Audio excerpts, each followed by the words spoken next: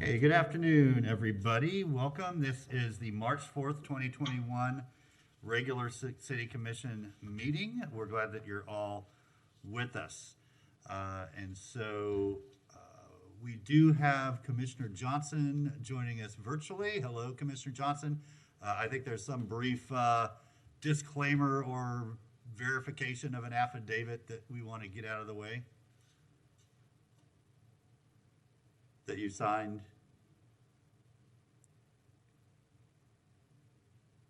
Commissioner Johnson? Am I supposed to say something? I think just for the record that you've signed an affidavit that, correct? Yes. Yes, okay, good.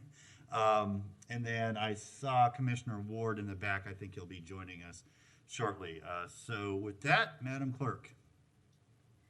Our first item on the agenda is adoption of the consent agenda. Okay, there are no modifications to the published consent agenda. Are there any questions or is there a motion? So moved. Okay, moved by Commissioner Hayes Santos, seconded by Commissioner Sacco to approve the consent agenda.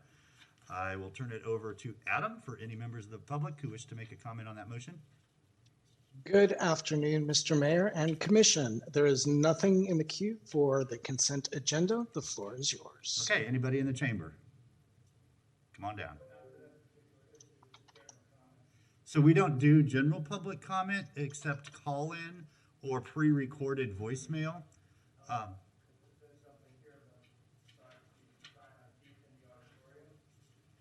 Right, so during our COVID-19,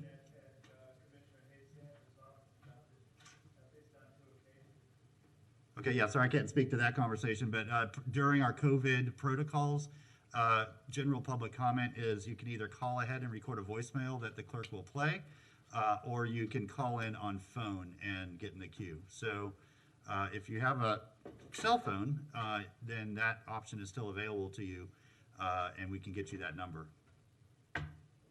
Okay, is that something you'd like to do? Okay, let me get, do you mind getting Tammy real quick and just, if she can help him with the number to call in for that? Okay, so no public comment for adoption of the consent agenda. We'll move back to the clerk for a roll call vote. Commissioner Ward? Aye. Commissioner Sacco? Aye. Commissioner Ariola? Aye. Commissioner Johnson? Aye. Commissioner Hayes Santos? Aye. Commissioner Simmons is absent, and Mayor Poe? Aye, that motion passes 6-0 with Simmons absent.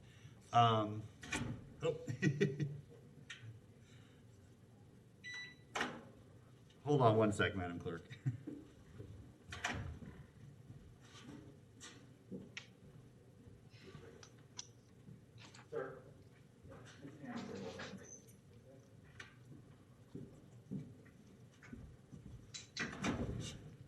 Okay, thank you for your patience.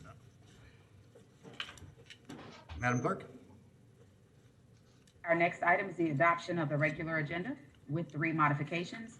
File 200911, Mrs. Angela Terrell proclamation, added item. File 200586, apprentice and disadvantaged worker ordinance, changed text file. File 200924, Commissioner Johnson, support for resolution against union busting bill, added item. Okay, thank you. So the third item will be heard on our afternoon's agenda. It'll be the last item on our afternoon agenda. The apprentice and disadvantaged worker ordinance, there's no change in when that'll be heard. It's just a small text change. And then, of course, the Miss Angie Terrell proclamation will be during proclamations at the beginning of our evening portion of the agenda. So with that, are there any other questions, or is there a motion?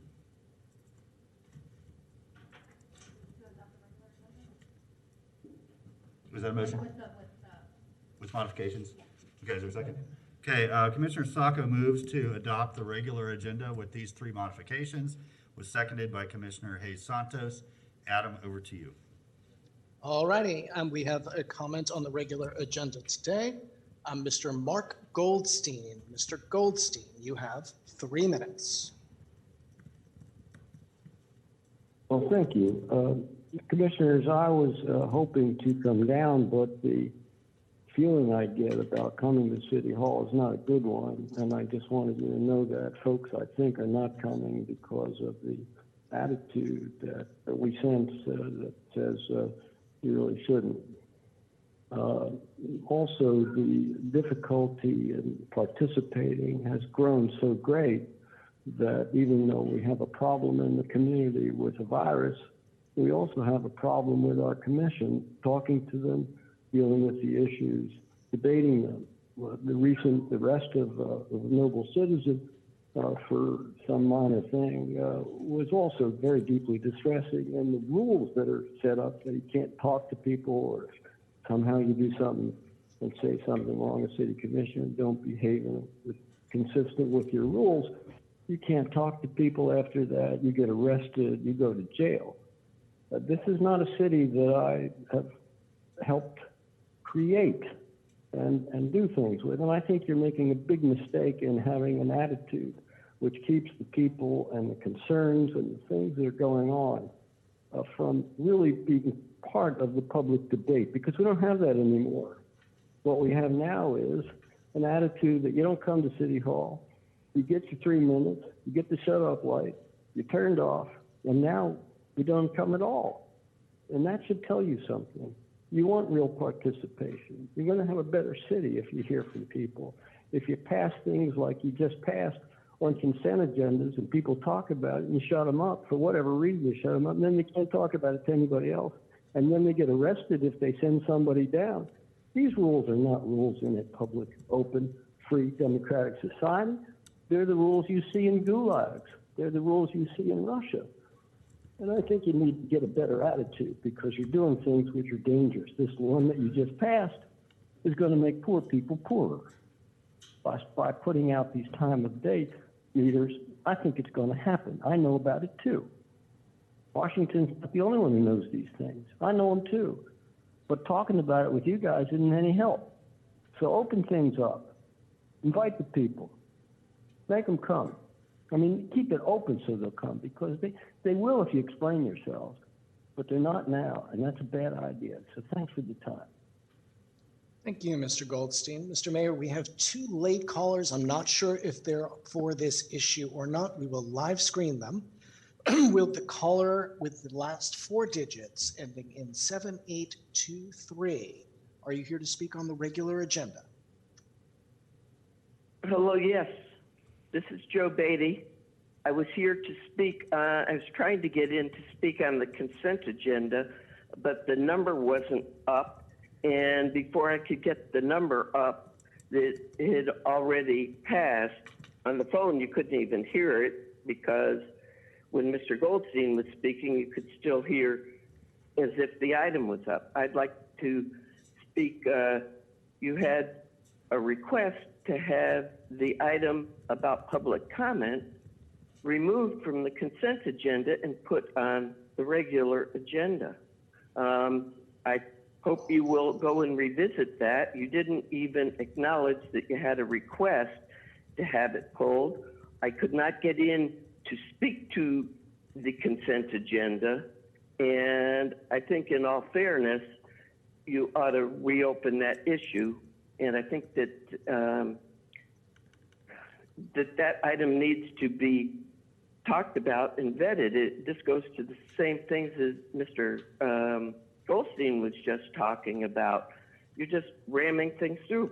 People don't even know that you were changing the rules and that you were going to go to a contract. I'd like to know, where was the evaluation? You have a year of providing citizen comment this way, and I'd like to know where you evaluated the pros and the cons of it and set the parameters for such a contract. And do we even need to spend the kinds of money that you've been spending having somebody screen it? And once again, to Mr.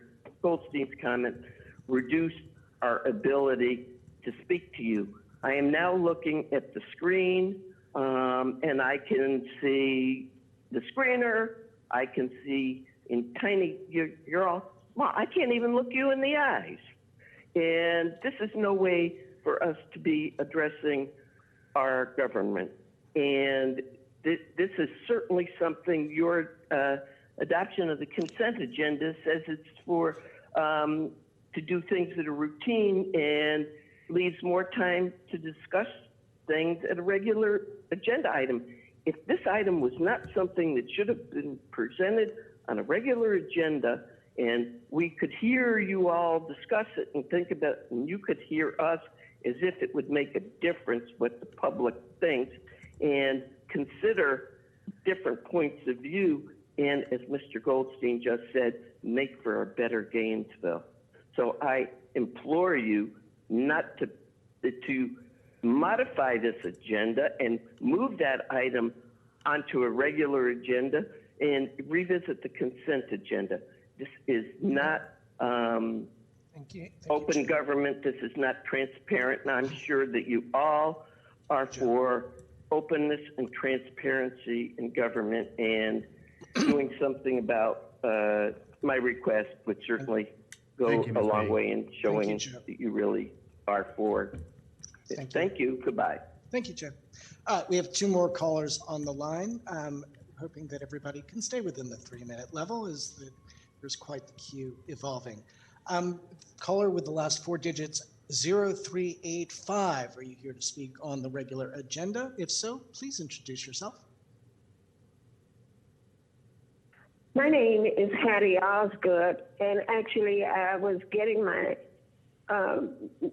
some business taken care at the doctor's office. I'm calling concerning the issue with GRU and a solar plant Ms. right Osgood, in my backyard. Almost. can you hold that for Pardon? can you hold that comment for a later point in the agenda, and we'll take it up then? Yes. Thank yes. you. Thank you very, very much. We're just taking comments on the regular agenda at this point. in time. Yeah, adoption of the regular agenda. Okay. All righty, we have one more caller. We're screening live for the moment with the caller ending in 1042. We're talking about the regular agenda right now. If you've got comments to that Adoption effect. of the regular agenda. Adoption of the regular agenda. Thank you. Introduce yourself, please. Hello? Yes, hello. We've got some background noise. Please introduce yourself, and if you have comments on the adoption of the regular agenda, sir. Okay. My name is Bruce Brendel. Good afternoon, Mayor, Commissioner Hayes Santos, and the other commissioners. Go Gators. I had originally intended to lodge a huge complaint against GRU. However, that issue has since been settled satisfactorily. Sir, we're only taking Instead, I comments on the decided to regular use a agenda. bullet point. We're only taking comments on the adoption of the regular agenda right now. Can you just hold for just a few minutes? Yeah, so And we'll get to it. anybody calling in, this is not general public comment. The motion is to adopt our agenda. So that's what we're taking comments on. We'll have general public comment in just a moment, once we get the agenda adopted. Thank you, Mr. Mayor. Caller ending in 7823. Comments on the adoption of the regular agenda, please.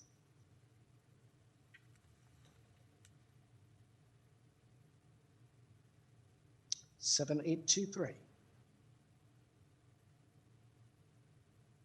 All right, Ms. Bethany, let's put them on hold for the moment. Mr. Mayor, the floor is yours. Okay, thank you. As to the comment that one of the callers was not able to get in soon enough to talk to adoption of the consent agenda, there's no rule change as I think that she was thinking there was.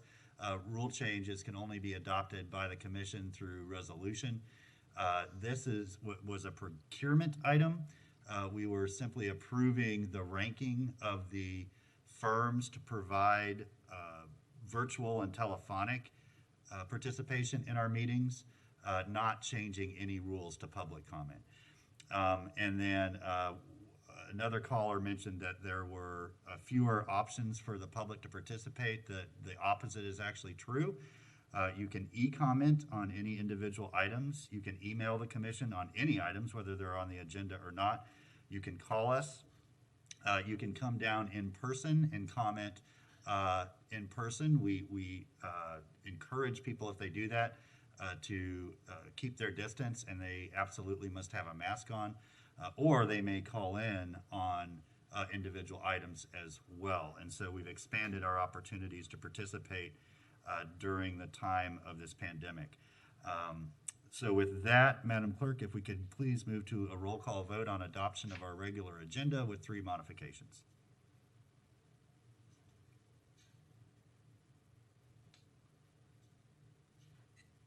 Commissioner Simmons? Commissioner Ward? Commissioner Sacco? Aye. Commissioner Ariola? Aye. Commissioner Johnson? Aye. Commissioner Hayes Santos? Aye. Mayor Poe.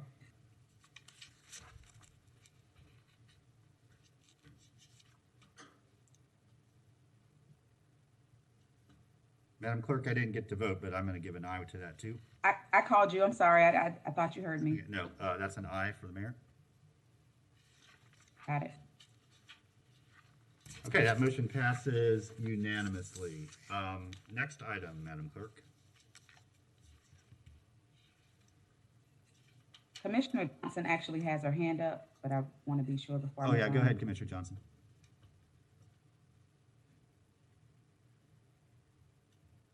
We can't hear you, Commissioner Johnson.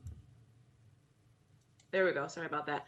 I'm wanting to confirm that the resolution is going to be at the end of the afternoon and not the evening. Is that correct? That's correct. It'll be the Okay, last great. item on our afternoon agenda. Okay, great. Thank you.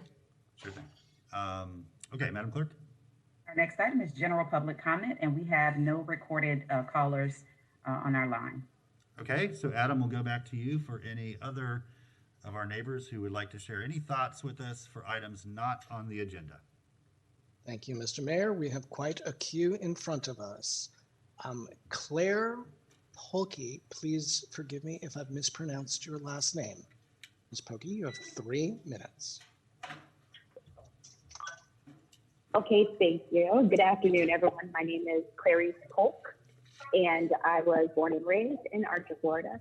We have Black communities that have lived on this land in Archer since the late 19th century, my family included. And placing a solar plant right in our backyard is, quite frankly, a slap in the face. The Black landowners who fought tooth and nail for every acre that they were able to buy.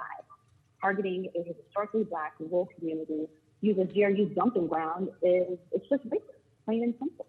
GRU had the opportunity to place this solar project in their own backyard, adjacent to the Deerhaven generating station, but instead elected to stick it way out to adjoin a Black community in Archer who they don't even service and who do not want it.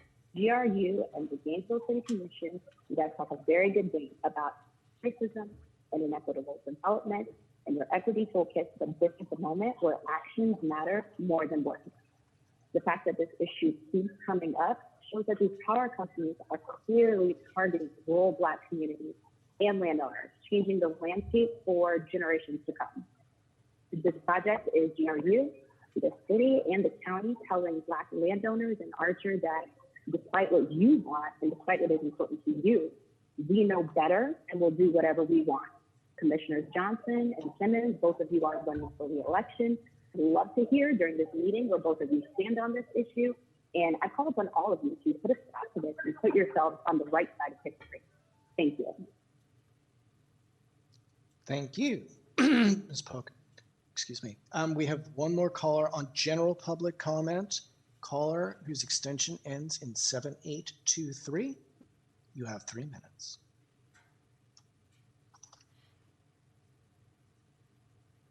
Hello, this is Joe Beatty. First of all, regarding the mayor's comments, regarding my comments about the consent agenda and asking to have that item pulled, there's still been no general public comment on that. This whole thing about you continuing to do public comment this virtual way, whatever you want to call it, is problematic. There are a lot of problems, including the delay. But I knew exactly what I was saying, and the contract could have been pulled, and this whole item could have been discussed with the public. Am I still on? Yes, you are. Hello? Yes, Joe, you're on. Hello? Are you hearing me? Yes, we are. And I also want to support the people that have spoken about the solar farm going out in Archer. There's no reason, it makes no sense that it's not going up near GRU where you have the connection, and there's no reason to force Gainesville's electric power plant out in Archer, and especially in a historically black area. And you know, if you really care about your quote unquote neighbors, these people are our neighbors, and you should reconsider the location of that. Thank you, and please don't reinterpret citizens' comments to fit your story. Thank you. Thank you, Joe. We have a new caller, and I will open it up to caller ending in 0244. This is our general comment portion of the agenda. You have 3 minutes. Please introduce yourself. Yes, thank you so much. I'm Debbie Martinez. I appreciate you taking my call. And I didn't even know about this until I heard two other callers call in about putting a solar farm up in Archer, GRU, and evidently the city commission. You all are proposing this. You all talk so much about wanting to be good neighbors. Everything's my neighbor, you know, we're good neighbors. But, you know, these folks don't even live in the city of Gainesville, and you go all the way out there, and you're not even a good neighbor out there. And we're still the poor people, you know, the working poor, lower income people are still suffering from the biomass boondoggle of having our rates go up tremendously because of the worst utility contract in the country. And now you're throwing another boondoggle on top of this one, and you're expecting people to want to trust you. And this is no way to build trust. So, you know, you haven't even admitted you made a mistake with that $3.1 billion biomass contract, pay more than 3 times the cost of electricity, and not one apology. And now you're going into another boondoggle, and you're acting like you're wanting to be good neighbors with the people in Alachua. So I just think you need to be a little bit more careful about how you treat people that are truly your neighbors, as well as the ones in the surrounding out in the county. Thank you. Thank you, Ms. Martinez. We have several people. Most have expressed an interest in the GRU issue, but we'll take that under general public comment now.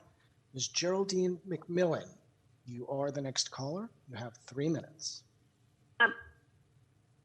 I'm on the phone. Good afternoon. My name is Geraldine McMillan. I'm an African-American property owner that lives in Archer off of Highway 346. I'm calling to oppose the Gainesville City Commission and the GRU dumping their solar project in my front yard off of Highway 346. The City of Gainesville Commission and GRU constantly talk about systematic racism, inequality, injustice, development, discrimination, and their quality equity toolkit. But did this equity toolkit apply to the decision to dump this GRU solar plant farm in the middle of a historical rural African-American community out in Archer, where GRU could have sited this project in their own backyard adjacent to GRU, an existing Deerhaven generation station? How is GRU solar project equitable and adjoining Black community, Black property owners living out here in historical type African-American communities who receive absolutely no benefit from this project that's being dumped in our own backyard? It's not equitable. Is Gainesville committed to a renewable energy goal that the city, commission, and GRU should be willing to site this project in its own backyard, Deer Haven, as opposed to sticking this project way out in someone else's backyard in Archer, our area, my hometown, my area, Highway 346 that I live on. Dumping this project in Archer precipitates systematic racism, discriminatory development, practicing by placing any unnecessary solar plant in the middle of a historical, rural, tight-knit African American community whose descendants are slaves. Commissioner Johnson and Commissioner Simmons, you guys are both currently running for re-election. What do you guys stand on this? This is just hypocrite and racist. And I call upon you now to put this in Gainesville where it belongs. Thank you. Thank you, Ms. McMillan. Next up, we have Laretha Cleveland. Ms. Cleveland, you have 3 minutes. Ms. Cleveland? Laretha Cleveland, are you out there? Yes, I am. Can you hear me? We sure can. Hello? Yep, we sure can. Can you hear me now? Yes, All we right. can. Thank you. All right. I'm calling regarding the. Hello? You're live, Ms. Cleveland. I'm calling about the GRU. I'm calling about the GRU solar farm in Archer as well, the project. And I believe that this zoning exception will destroy the property values of our homes and land. This is exactly what systemic racism looks like. I recently retired, and I'm planning my return to Alachua County to the property my grandfather worked and paid for on 346 for his family to have forever, so that we could live in our tight-knit community, not just with our family, but our neighbors as well. However, now my plans are on hold because of the uncertainty and whether or not the property will be unsuitable to have a home next to my family on 346, where my 89-year-old father lives, my sister lives, my cousins live, and we have a host of other neighbors that I'm proud to be a part of. I seriously doubt anyone sitting on the commission would want this project in their backyard. I can't see wanting a front porch or a back porch where you sit and you look at a solar field and that you can actually say, that's okay for my neighborhood. It is not okay for our neighborhood.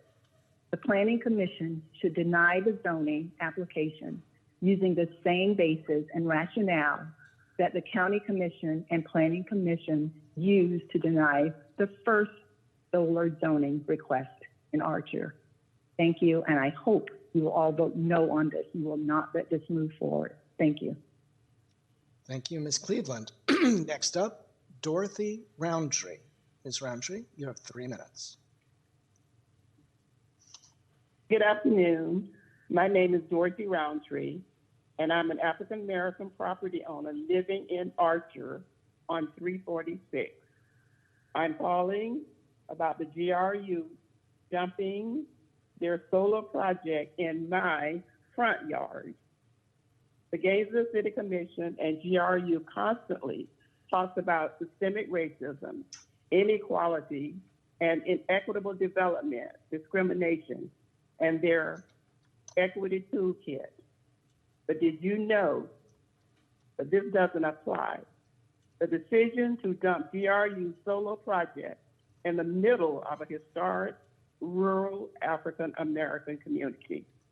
I also live next door to my father, who is 89 years old and has lived here most of his life. I have lived here for over 40 some years, and I do not wish to leave my legacy to my son of having a solar plant across the street from our property. So I am asking you to vote no on the solar project coming to Archer and Highway 346. Thank you for your time. Thank you, Ms. Roundtree. The next caller is Hattie Osgood, who will be followed by Bruce Brendel. Hattie Osgood, you have 3 minutes.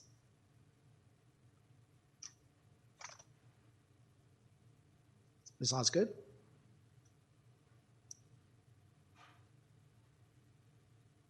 Hattie Osgood. Are you out there? Here, can you not hear me? Now we can. Thank you. Hello? Yep, we can hear you. You have 3 minutes. Okay. I live on 346, and I own property. And I would greatly appreciate if the commission would vote against the solar plant that's going to be right in my backyard almost. My family is living here. And to be honest, I struggled to buy this property because I wanted peace, quiet, and I wanted a place for my family to grow up and to leave to them to grow their kids up. So I would greatly appreciate that they will leave the countryside the way it is. PRU has that place over in Higgs, and it's been sitting there. I would appreciate they just leave my backyard here in Archer to me and my family. Thank you. Thank you, Ms. Osgood. Next up, we have Bruce Brendel, to be followed by Nathan Scott. Mr. Brendel, you have 3 minutes. Good afternoon, Commission and Mayor Ho. I am Bruce Brendel. I'm an NPA independent all my life. I've spent 14 years in total in Gainesville. I have 2 quick comments before I get to the 4 points I want to make. First of all, I'm against all toll roads. Poor or homeless people will never be able to use them. And second, I am against lowering the American flag for a radio talk show host. My first item is citywide speed limit. Recently, Chief Jones of DPD and I discussed the possibility of a 35-mile-an-hour speed limit throughout Gainesville on main thoroughfares, 25 in residential areas. He and I agree that in combination with public works and using a timed light system, the number of accidents could be reduced without undue increase in travel times. Number 2, mutual vehicle respect. Chief Jones and I regularly discuss what I call bike safety, but what it amounts to is mutual respect among all modes of transportation: bikes, cars, trucks, buses, motorcycles, and scooters. Plus, they must all constantly have pedestrians on their radar screen. Number 3, cops on the beat. Chief Jones says he's working on getting bike units back in Gainesville.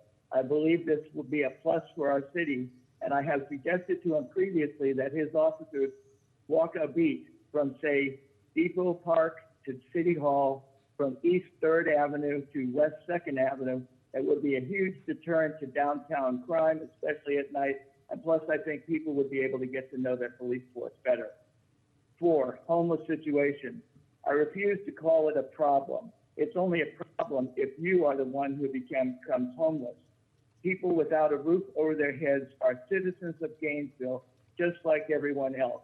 They vote, shop, ride the bus, use the library, cheer on the Gators, laugh and cry, just like you and me.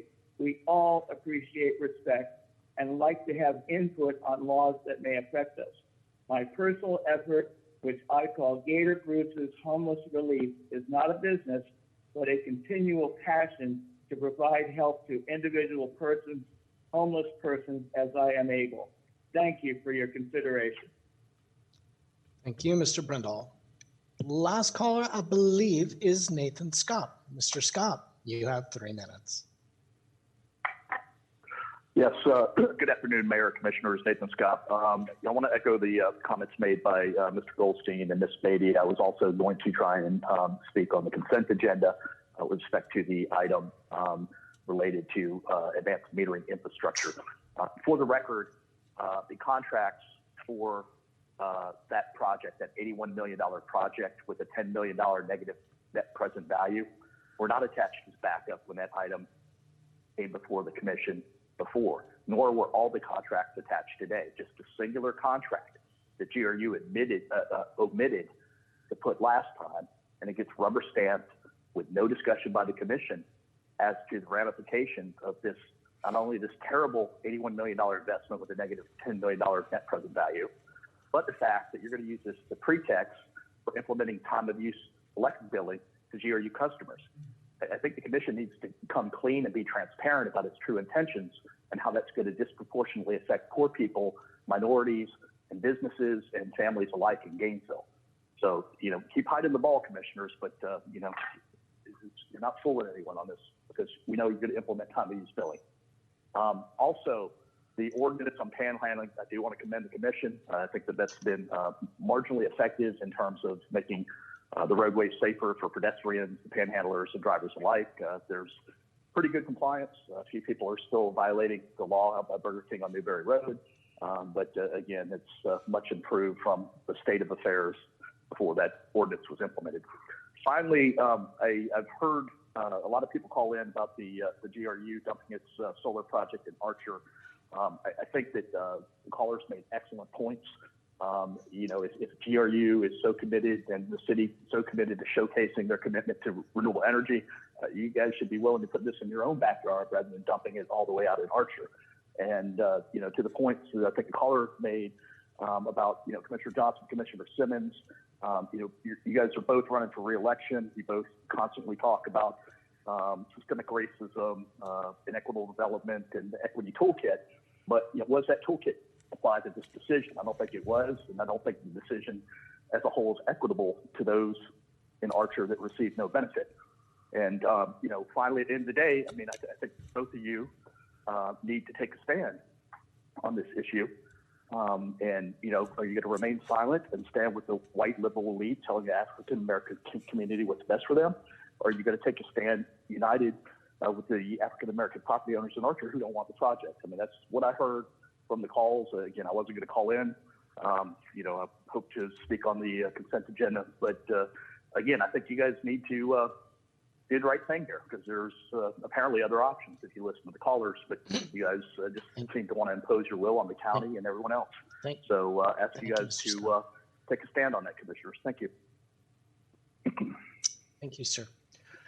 Mr. Mayor, that's the last of our calls. The floor is yours. Okay, thank you. Adam, thank you for all the callers who called in and shared their thoughts with us. That's greatly appreciated. I think it's best right now to turn to Mr. Bolarski just to add some clarity about the process of citing this particular farm. The only action, or the last action I could say that the commission has taken, was to rank the firms that would build the array. GRU will not own or operate this solar farm. It's called a PPA, a purchase power agreement. And so I would like to know what role the commission will play in where it gets cited and how that process would at some future point come before the commission, and also what input GRU has, what sort of contractual ability we have to share with the developer of the project where we would prefer to see it cited. Mr. Bolarski? Yeah, thank you, Mayor and Commissioners. GRU has worked with Regis. We are in a power purchase agreement with them. Our engineers have worked with theirs to find the most appropriate location for this solar array to be built. It will flow into the Parker substation to our south. The idea that we could put this just about anywhere in our territory or even outside our territory is fraught with technological issues. If we were to try to put the solar array in the Deer Haven site itself, that site is a wildlife refuge in certain areas. It's also wetlands. To have that contiguous area supporting solar arrays would be very problematic and challenging. In addition, the power couldn't be supported from the lines throughout that area. There'd probably be, most likely, need to build a second line around the east side of town at a cost upwards of $25–30 million to support that. So the Parker substation is the area in which we can pull in this solar power, and it was the one that was deemed to be the most appropriate for the technology that exists out there. I'd have to get back to you to look at all the options that are available in terms of working with the Regis. I don't want to just talk off the cuff in terms of contractual obligations, but this is something that we'll get back to you with in terms of all the options that are available for the commission. Okay, thank you. And probably not a question for you, Mr. Bolarski, although if you're able to answer it, I'd appreciate it. But maybe, Ms. Shalley, this is more appropriate for you. At what point would this come back before the City Commission?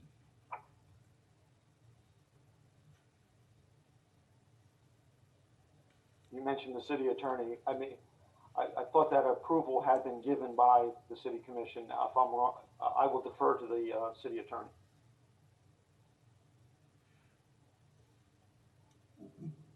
Ms. Shalley? That is not an item that the city legal department put before the city commission, so I wouldn't have been in charge of that and don't know. My understanding is they're asking for a zoning change, which is, Ms. Bolarski, do you know if that's the case? I mean, because this is not in the city of Gainesville, so if it's a zoning change that is required for this project to move forward, that would be the Alachua County Planning Commission and the Alachua County Commission. So I'm just wondering, at what point would it come back to the City Commission for any sort of approval? Yeah, I hadn't suspected that it would. And you're correct that there's a zoning change required at the county level. That was my understanding as well. Okay, Commissioner Shalley? I'm sorry, Commissioner Simmons. I just gave you a big raise. Commissioner Simmons. Thank you, Mayor. So yes, Ed, tell me in the process where we are. So currently, we're the organization or the company that we're working with, a partner with, and have a contract with, they're seeking zoning changes. Is that correct? Yes, that's my understanding. Okay, and you're going to bring us, the City Commission, other alternatives, other sites that would maybe be feasible to what you're trying to do for us, the solar farm? No, that was not the plan. Okay, so what's the plan? The plan was that they were going to proceed for that rezoning at the county. And how did this particular site, how was this chosen? And was there other sites available? This was determined to be the most feasible and least costly. As I suggested, that if we try to put it on the Deer Haven site, it would require a massive infrastructure upgrade to get that solar energy to the locations in the system that it was required. Other than Deer Haven, were there other sites looked at? I'm not sure what a Regis had done in determining that. I'm sure that I can get some further information and bring back to the commission. Yes, that's what I would like to see. What other sites were looked at? What is the criteria? And how did we come to this location? Why particularly this location? And what type of outreach was conducted during this time?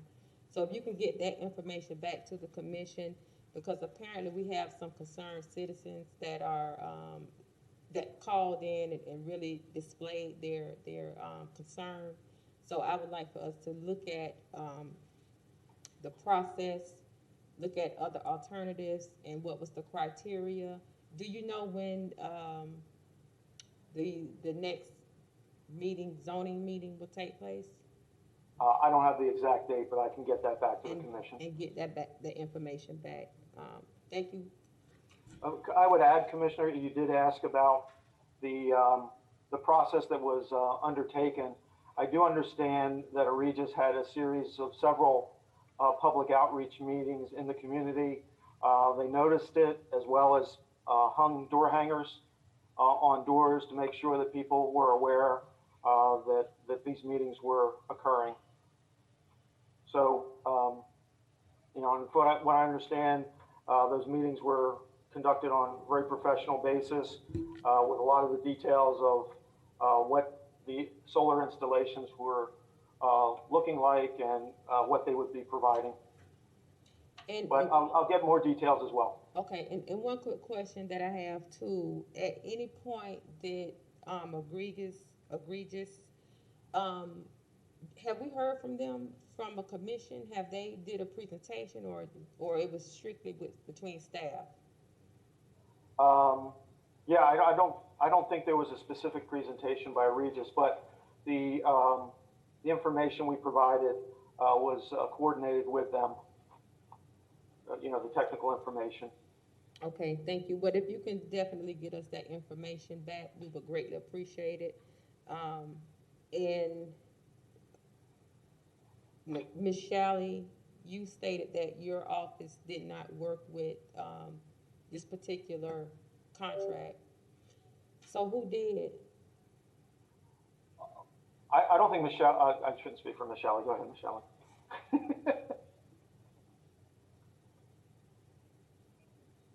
Yes, Mayor and Commissioners. No, what I was asked was the status of a zoning approval in the county, and or other questions about when this item was before the commission, the city commission. And again, those are not things that my office handled. Certainly, if there was a contract entered into between the city and a third party, an attorney in my office would have reviewed that contract for legal matters. Okay, thank you, Mayor. Thank you, Commissioner Johnson. I'm sorry. Okay, Before you begin, Commissioner Johnson, may I real quick? Ed, how long will it take you to get this information to the commission? I have people working on it as we speak. Okay, thank you. Okay, thank you, Commissioner Johnson. Thanks, Mayor. Yes, to all of the callers, some concerned neighbors reached out to me last week about this, and I was made aware. And I believe I have a meeting set up with some neighbors tomorrow, and I encourage anybody else that wants to talk with me and meet with me about this. And in advance of that, I have a meeting scheduled with Mr. Berlarski to be able to answer some of your questions. In addition to what Commissioner Simmons has asked for, I've also asked for some more detailed information about the public notification and the public notification process. So I look forward to meeting with folks tomorrow about this, and I hear your concerns. Thank you. Thank you, Commissioner Jesus Santos. Thank you, Mr. Mayor. And just to I'm following this along on the county side. I believe the zoning allows it. It's just a special use permit that's being requested.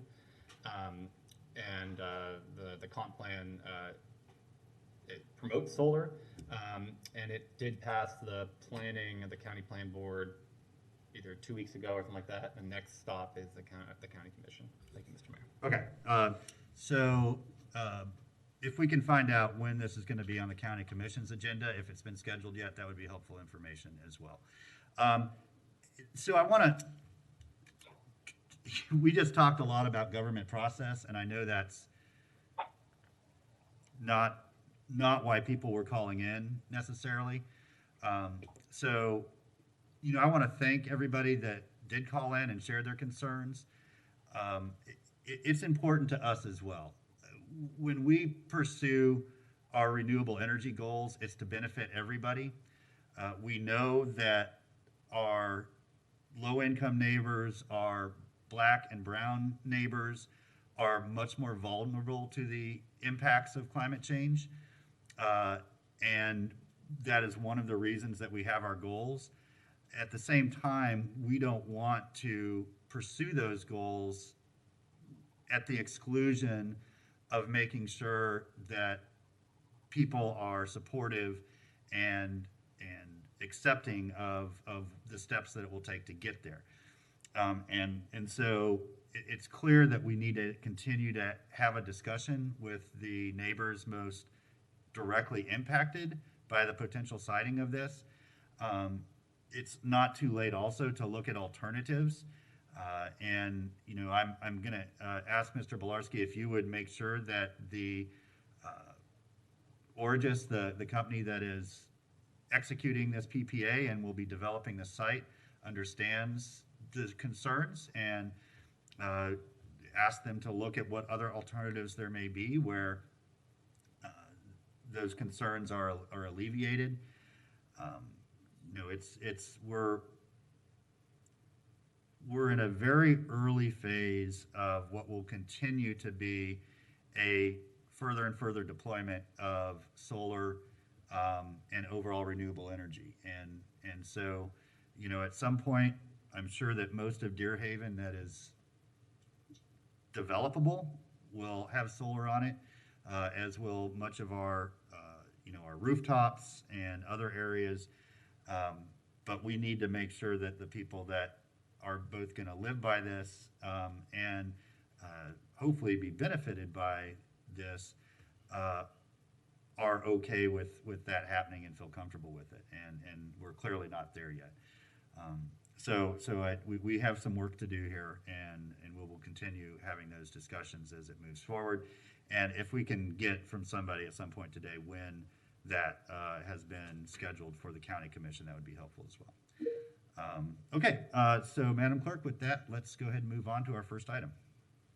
All right, our next item is BD1, request for proposal, staff ranking, City of Gainesville, Florida, Affordable Housing Property Donation Pilot Program, with the recommendation that the commission approve staff finding that the proposal meets the city's needs and requirements as described in the request for proposals, and that the proposer has the experience and resources to implement the proposal, and authorize the city manager or his designee to negotiate a contract with the Alachua County Habitat for Humanity for the development and sale of affordable housing to income eligible households, subject to approval from the city attorney as to form legality. And lastly, to authorize the city manager or designee to execute the contract and any related documents subject to approval from the city attorney as to form legality. Okay, thank you. Mr. Feldman, over to you. Thank you. So Mayor, Commissioners, I have staff here that can talk more in detail if you have questions. But just as some background, for almost 2 years, we have been looking at the disposal of surplus lots in the greater Duval area. We have a total of 12 lots. We went out for RFPs. We had one respondent, which was Alachua County Habitat for Humanity, which is our recommendation. The only thing that's really changed at this point is we will only be able to transfer between 10 and 11 lots due to the need to have 1 or 2 or 1.5 lots ultimately for stormwater retention due to the road construction, which is funded from the GCRA. Happy to take any questions, and I have staff that can talk more in detail on anything. Okay, thank you. And can we pull, I'm sorry, go ahead. And while Commissioner Saka is talking, can we pull up the map, the main map that shows the location of the different properties? I think that's helpful for anybody watching, because it's not just Greater Duval. There's a cluster in the northwest as well as some down in the southeast. I think it's helpful to see that whole thing. Commissioner Saka? Well, sorry, go ahead, Mr. Feldman. Yeah, I was going to say that's more on the next item. This item just deals with the 12. Okay, sorry, I got those two confused. Go ahead, Commissioner Saka. Thank you, Mr. Mayor. Mr. Feldman, my question was actually about the properties that will have to be used for stormwater. And can you just clarify, will it be property 1, 2, and 11, or will it have to be just one of those 12 properties will have to be used for stormwater? Right now, we think we can get away with just one of those. We're just not sure which lot at this point is going to be the best one. Okay, so I'm looking at the map, because maps are helpful. It has 2 options, and one option is 2 parcels, option 2 is just 1 parcel, or the reverse, option 2 is 2 parcels, but you think we can get away with option 1 of using only 1 parcel, the larger one? Our goal is to have the most property transmitted for housing as we can, but we need to look at the design ultimately. Originally, we thought we were going to be able to acquire the stormwater outside of these 12 lots, but we don't have a willing seller. So at this point, we need to look at one of the lots, and that's still under design. Okay, thank you very much, sir. Thank you. Commissioner Johnson. Thanks, Mayor. Can someone remind me what the Habitat for Humanity business model is? And maybe I'll just say it quickly and you can agree or disagree or correct me. Is it that you, there's a parcel of land and there's a house built on it that people also help build, the homeowners help build, and then at that point they live in the house? I'm asking if there's a certain amount of years, one, that people have to live in the home, and then if they choose to resell it, then is it then sold at market value? So I'm going to defer to staff, but I think that's the general model of it, but I don't know the particular terms. Mr. Wachtel just put his screen on, so he might. Thank you. Hi, this is John Wachtel with the Housing and Community Development Division. I'm the city's neighborhood planning coordinator. Of course, you correctly described Habitat's typical business model. In our RFP that we put out, we asked them to talk to us about and make a proposal about more long-term affordability. And the next step of this process, if you are to approve this agenda item, would be to enter into an agreement with Habitat, and they've kind of indicated that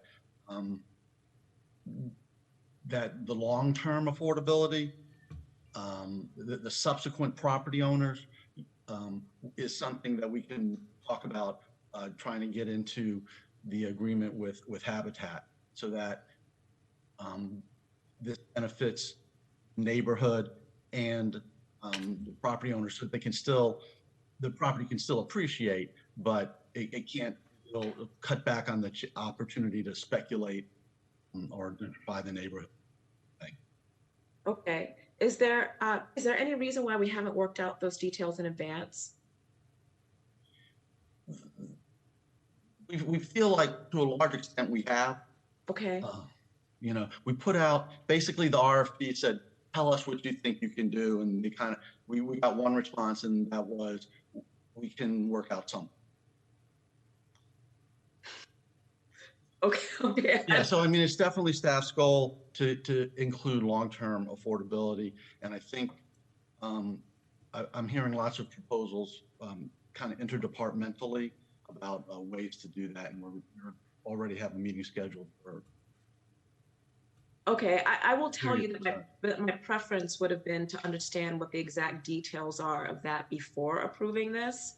You know, I'm going to go ahead and, you know, trust that staff is going to work out something that is beneficial for the goals that we have as a city, but it would definitely have been my preference to have had this worked out beforehand, because there are many different ways that, you know, this can be structured. And, you know, I'm hoping that when you sit down and talk with Habitat and whatever other parties are involved, that it is about long-term affordability. It's not necessarily, and it's, we're not just giving land to, you know, Habitat or another group that will then,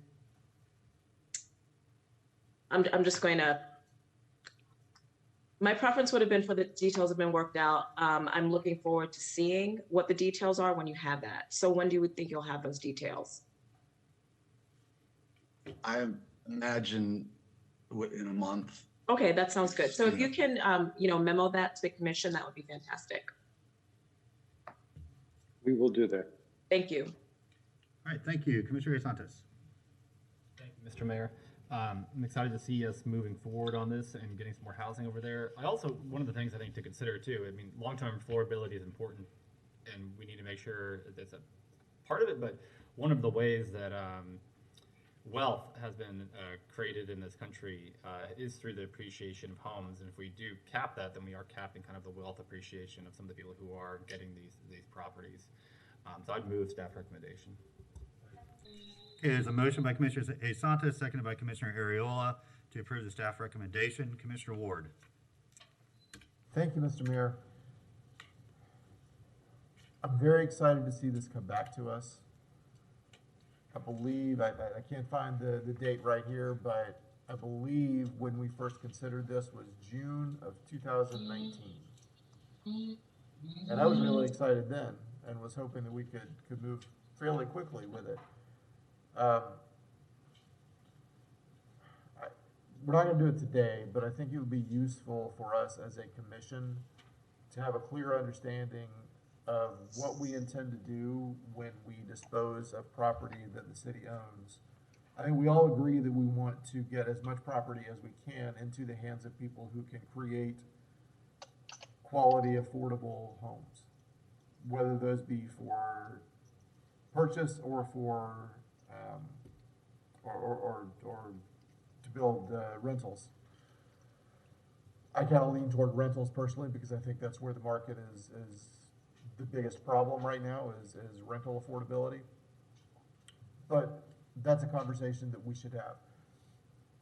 We've talked fairly frequently about the idea of moving property into the hands of organizations that can get it built, that can get housing built.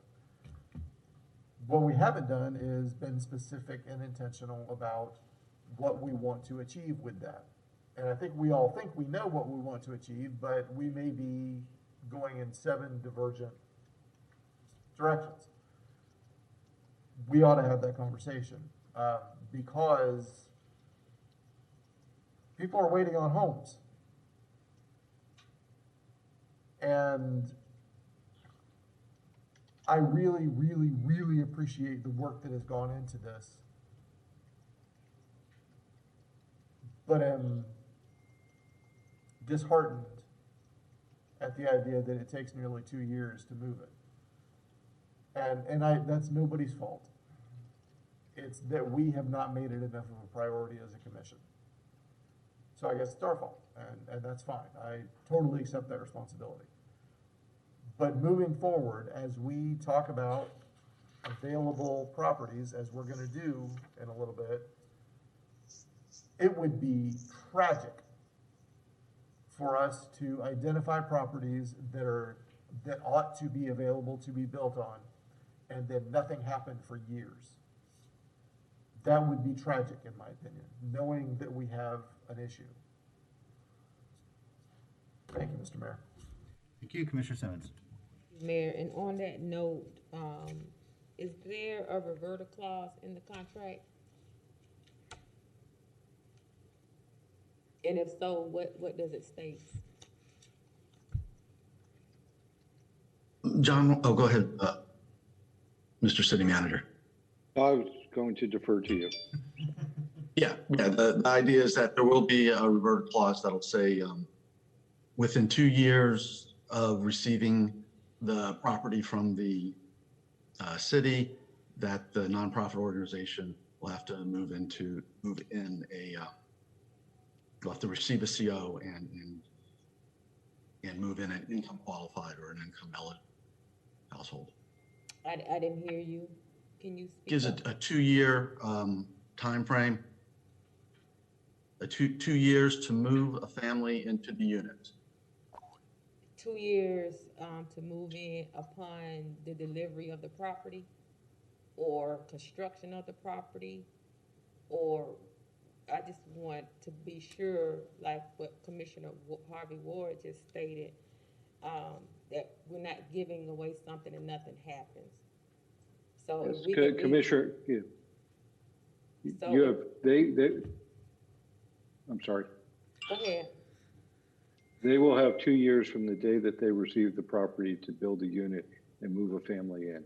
Okay. That can be extended by the city at our option if they're making progress and there are unforeseen conditions. Perfect. Thank you. And I'm glad to see this project is off the ground and running. So thank you. Thank you. I want to thank staff for this. Perhaps 2 years is a long time. It's hard for me to think that it is during a pandemic when most of our staff got completely repurposed into trying to put people in housing, keep people in housing, distribute stimulus checks. there was a lot of work happening that got put on pause because of an emergency like we've never seen before. And so, you know, I really want to express my appreciation for not just our staff, but the staff of folks like the Gainesville Housing Authority, NHDC, Habitat for Humanity, and all the other supporting organizations that continue doing everything they always had done, plus added a whole nother layer of services on top of that to try to keep people from crossing over from being housed to houseless. It's been a gargantuan task, and we're not at the end of that challenge. As eviction stays begin to be lifted, and as landlords start becoming more assertive with their tenants, those are still going to be challenges, and I think we're going to see a spike in the stresses that are put on people, and all of those organizations, including us, will continue to have to play an outsized role in helping support those folks while still doing this, while still looking towards the future and helping stabilize long-term affordable housing in strategic areas throughout our city. So, I appreciate it. We're all learning as we go here. There wasn't a playbook for this, and I hope that we're keeping copious notes and passing on a good playbook for the next folks that deal with this, because I think it will honestly happen sooner. It won't be another 100 years, probably. So with that, we have a motion on the floor. Let's take anybody in chambers that would like to speak on this motion first. Just come up and introduce yourself. Welcome. My name is Ron Rose, pastor of Bethel AME Church. I'd just like to kind of I'm still learning the city. Only been pastoring here maybe 4 months, but I have a lot of experience with Habitat and that whole process where I pastored for 13 years before coming here, and we want to make sure. I heard the conversation about where the runoff water goes, the retention pond area. I think one of the key pieces that when we're dealing with areas that we're trying to provide a boost is that we really think about land ownership and home ownership as being one of the first stages to building wealth. And so even in areas, and this was a mistake that I saw in St. Johns County, even when you begin to design something like a retention pond. I don't live in Duval, but I own property in Duval. I was raised in Duval. And even the simple design of a retention pond, it could take away from the value or add to the value. Where I live, my retention pond that's right near my house adds extreme value because of the design. And so when we talk about what we're going to require of Habitat to put in, because we're giving you land. And so to put an investment into building a retention pond that adds to the value of those homes around is something that you don't want to catch on the end because it's already done once everything's been approved and it's been set there. And so please pay real close attention to that design of that retention pond, because it can add to the value, and it's almost like the piece that you all talked about over in Archer. My biggest concern was, what is that doing to the value of those properties? And so in this case that you have authority over, be sure that you put some things in place, some parameters, to when they design that retention pond of the land that you gave them, to put some investment so that it pulls the value of the properties up and doesn't take it down. Yeah, right on. Thank you. It's a really important point. It's funny, I was thinking the same thing, when we were talking about that a few minutes ago. And, those really ugly, huge, sort of cesspool retention ponds of the past, those are usually built by the state, by the way, on state highways. But yeah, we've moved away from those, and we realize that done right, they're a real neighborhood amenity.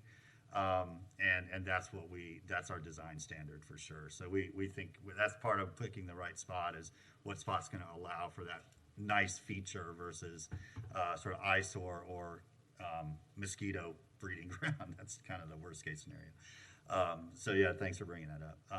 Anybody else in the chamber wish to speak to the item? You good, sir? Okay, Adam, over to you. Thank you, Mr. Mayor. We have at least two speakers on the line. First, Scott Winsler, and then Nathan Scott. Mr. Winsler, you have 3 minutes.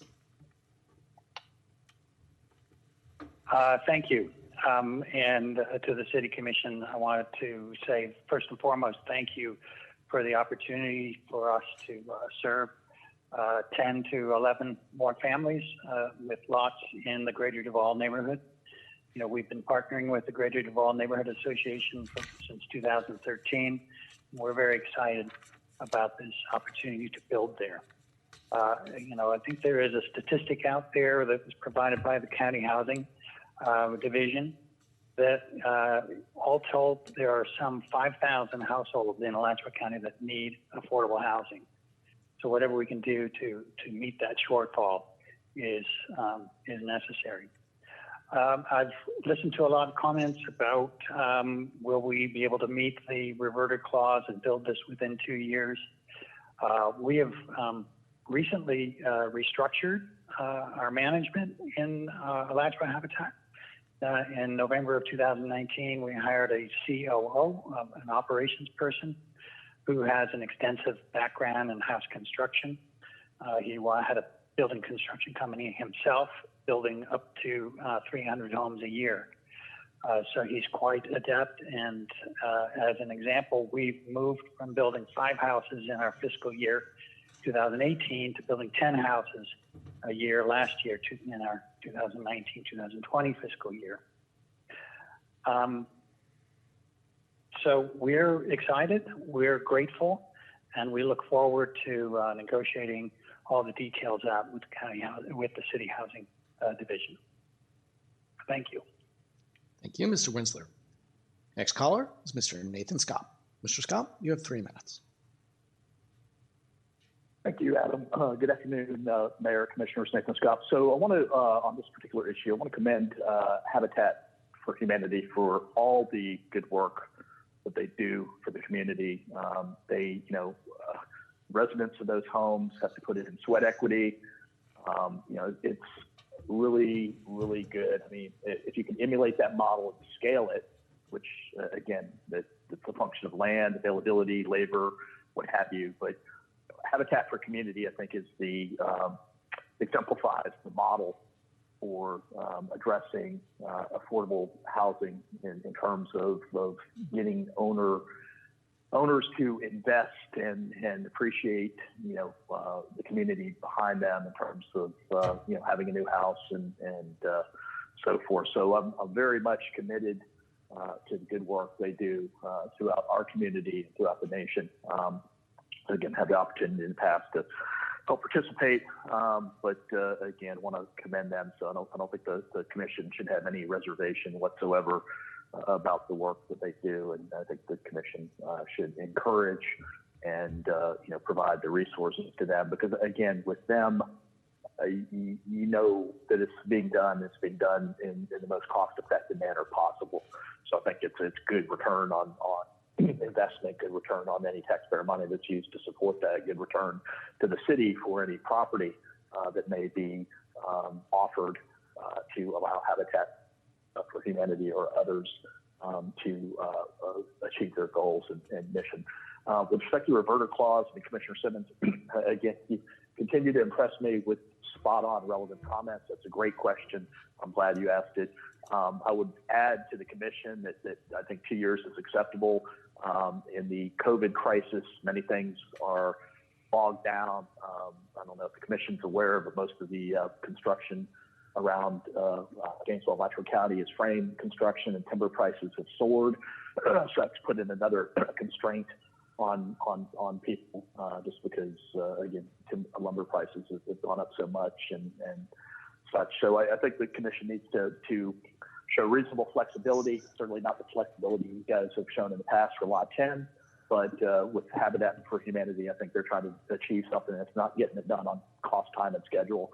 It's probably for just cause, and they should be given adequate consideration to move the ball forward. I mean, they don't drop the ball, they accomplish results. So that's what I wanted to add. And then just one final question. Mayor Poe, I know we don't get the opportunity to respond but what Mr. Bolarski told you in response to the commission is another blatant lie by admission, and I've got documentation proving that I'm prepared to provide the commission. Thank you. Thank you, Mr. Scott. Mr. Mayor, that's our last caller. The floor is yours. Okay, thank you. So we have a motion on the floor to approve the staff recommendation. Madam Clerk, if you please go to a roll call vote. Commissioner Ariola? Commissioner Johnson? Aye. Commissioner Sacco? Aye. Commissioner Simmons? Aye. Commissioner Ward? Aye. Commissioner Hayes Santos? Aye. And Mayor Poe. Aye, that motion passes unanimously. Next item, please. Our next item is BD2, approval of surplus property list with the recommendation that the City Commission approve the resolution declaring the city property as further described in Exhibits A and B as surplus, and approve the donation of the parcels to NHOs, and extend the expire or vertical clause for 2 years on 2 Alachua Habitat for Humanity Incorporated parcels, and authorize the mayor to execute and the clerk to attest the resolution, subject to review and approval of the city attorney's office as to form and legality. Thank you. Mr. Feldman. So, Mayor, let me just start off by saying I don't think we're ready for the adoption of a resolution. Our intent is to bring that back on April 1st. What we wanted to do today was get feedback from the commission on various surplus properties and tell you what we've found and get some consensus around what you would like us to bring back in terms of declared property on there. There's a couple of different aspects. So we have tracts of land that we have within our inventory. We also have escheated lots. When I say escheated, these are lots that come to us via Alachua County for failure to pay property taxes, and no tax deeds are sold on them, so they ultimately revert to the county, which then provides them to the city for disposition. Traditionally, we have used those for affordable housing projects, as they're primarily in residential areas for single-family use. And I think we have about 19 of those that are ready to go into the inventory to be used by our not-for-profit housing providers, and we have a process for dealing with that. But today we wanted to have a broader discussion about just the surplus properties, which ones you would like us to actively pursue, which ones you think we may have other needs for in the future. You also asked us to provide a map of other institutional properties that are vacant. So we've put together properties that are owned by the county, the university, the state, for your perusal as well. With that, I'm going to turn it over to Eric Bredfeld, who will walk you through what we've done to date. Thank you, Mr. Manager. Commissioner Simmons, before Mr. Bredfeld? Yeah, he can go? Okay. Go ahead, Mr. Bredfeld. Good afternoon, Mr. Mayor and Commissioners. And my bad on the resolution. I forgot the 6 p.m. rule on resolutions. So, but I do want to walk through a couple of items here. I think in the sense that this is really in one way a companion to the action the commission just took, because by your real estate rules and procedures, we follow this regimen of coming before you and asking you whether or not you want to surplus certain properties. And I thought what we would do is just show you those properties. They're in your backup, but we provide you, there are a lot of maps in your backup. I think it will be a little bit more strategic if I just show you a couple of the main maps. And there's also a companion spreadsheet to the maps that deal with the surplus properties and then the escheated properties, which are really that's the sort of like policy action we wanted you to take on the resolution, because you have to go through the process of actually surplusing those The other maps we're going to show you are the publicly owned parcels from other institutions around the city. And then we also have a map in there of some surplus property that we received from GRU. So I'm going to try to share my screen here. And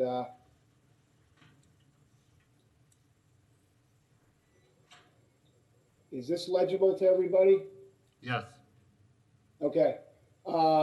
This is in your backup. This is this is titled Potential Surplus City-Owned Properties.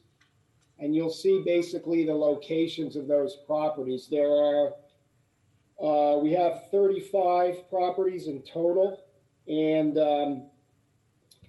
you can see the basic clusters of them. The one thing that I did want to point out, so this cluster here is Northeast 8th Avenue and Waldo Road.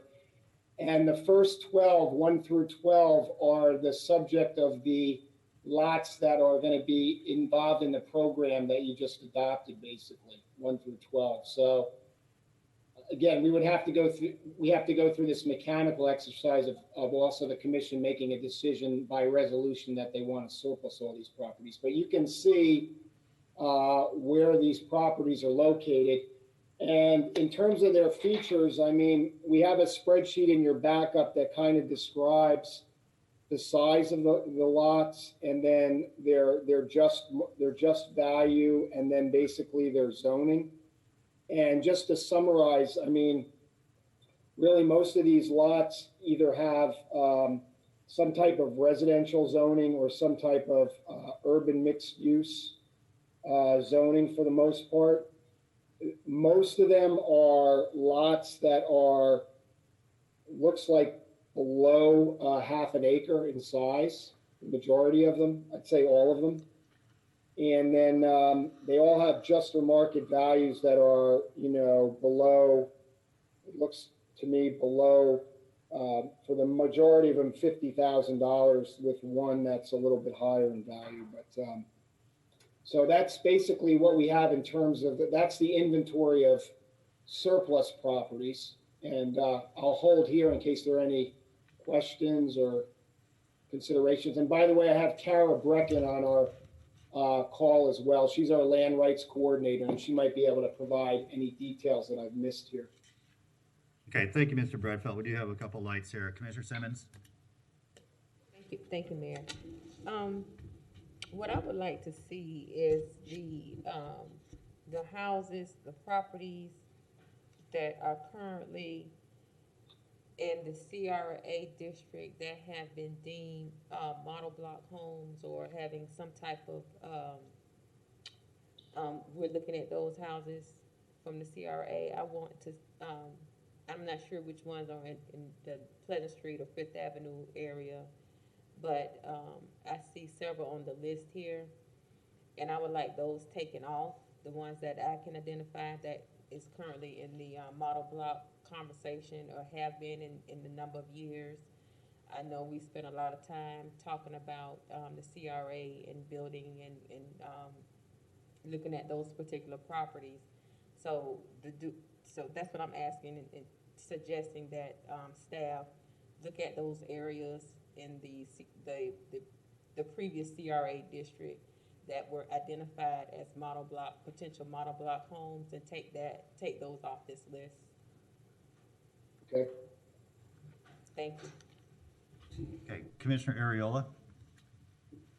Thank you, Mr. Mayor. I'm interested in hearing about the mechanism and processes that we use to guarantee that the disposed properties are going to go into the hands of affordable housing developers, and that they're going to remain affordable long term. There's some mention in the backup, but I just would like to get a more detailed understanding of that. Kara, can you talk about what's in the real estate policy?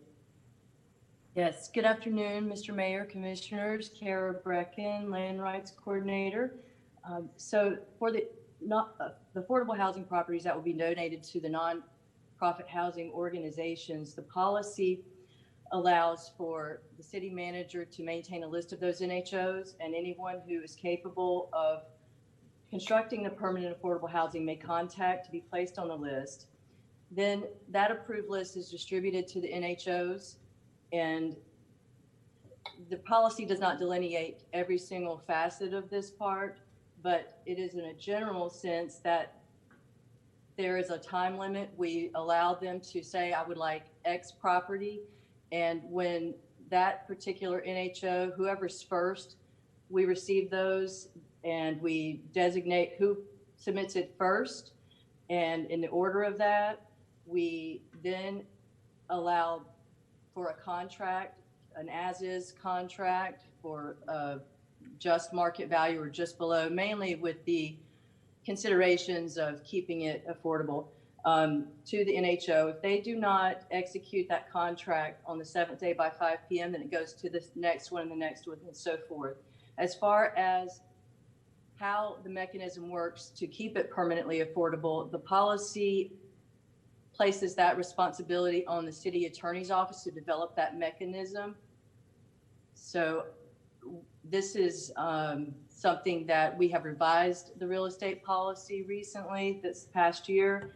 And so that mechanism will be further worked out by the city's attorney's office. Can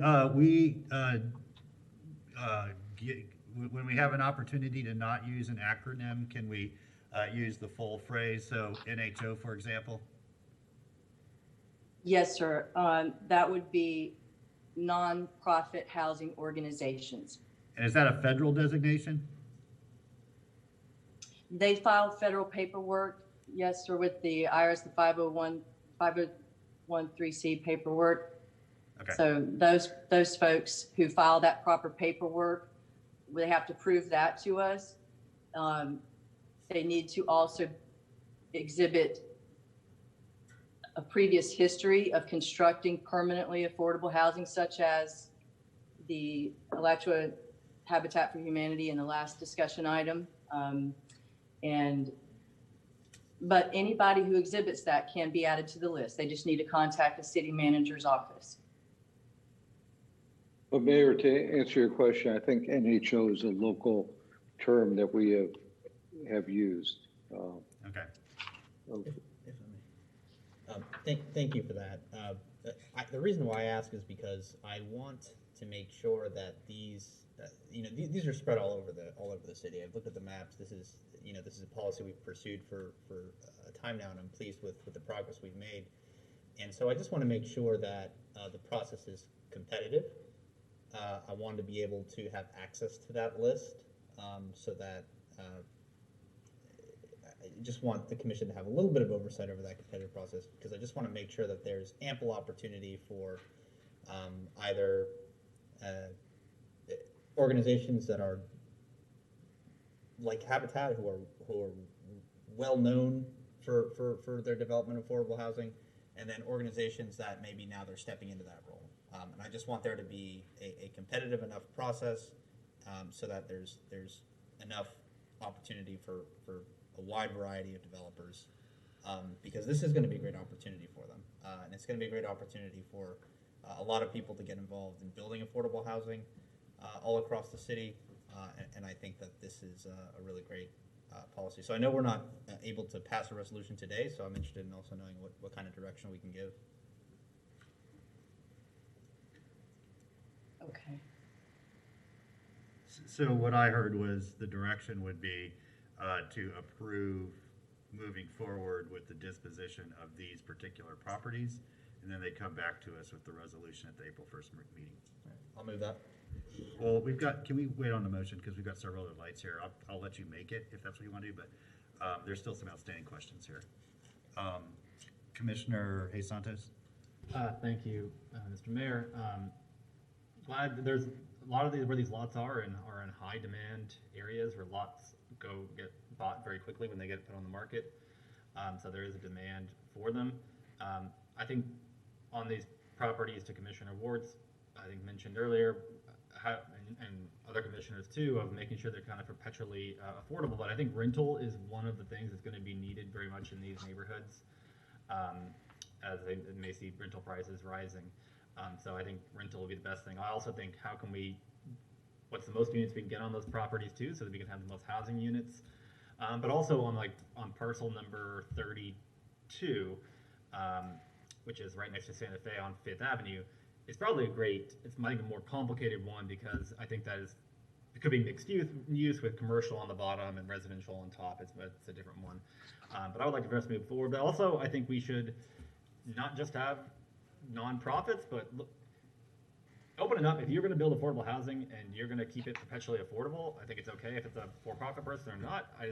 I want it to be affordable for the long term, and I think that's why we should kind of open it up a little further. And if we can guarantee it, then let's get the houses built, because I think they can get built quickly in these areas. Thank you, Mr. Mayor.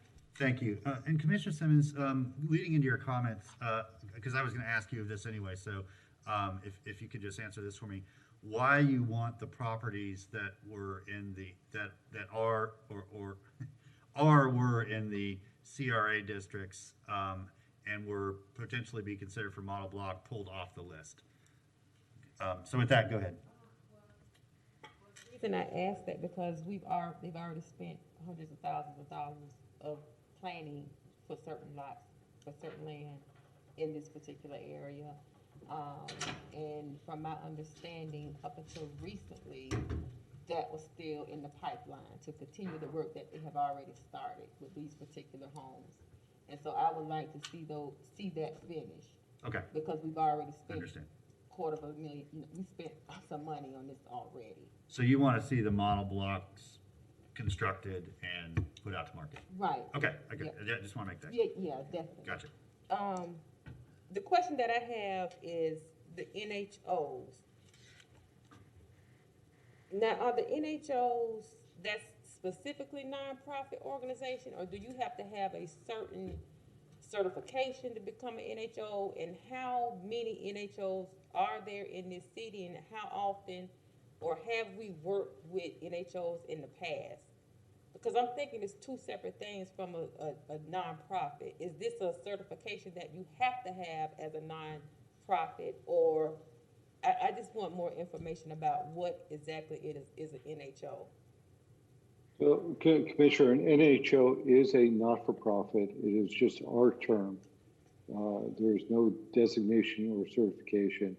It is not-for-profits who are interested in being in the housing area. So, for example, we know Habitat for Humanity, NHCD are probably two examples that come to my mind quickly as nonprofits that are in the housing area. The Housing Authority certainly is a not-for-profit versus a nonprofit, but that would also be considered to be for our purposes, an NHO that would be able to acquire our surplus lots. And if there's anybody else that is out there, we want to make sure that we're making these lots available to anybody that has the capacity to develop the lots as affordable housing. So that's the goal.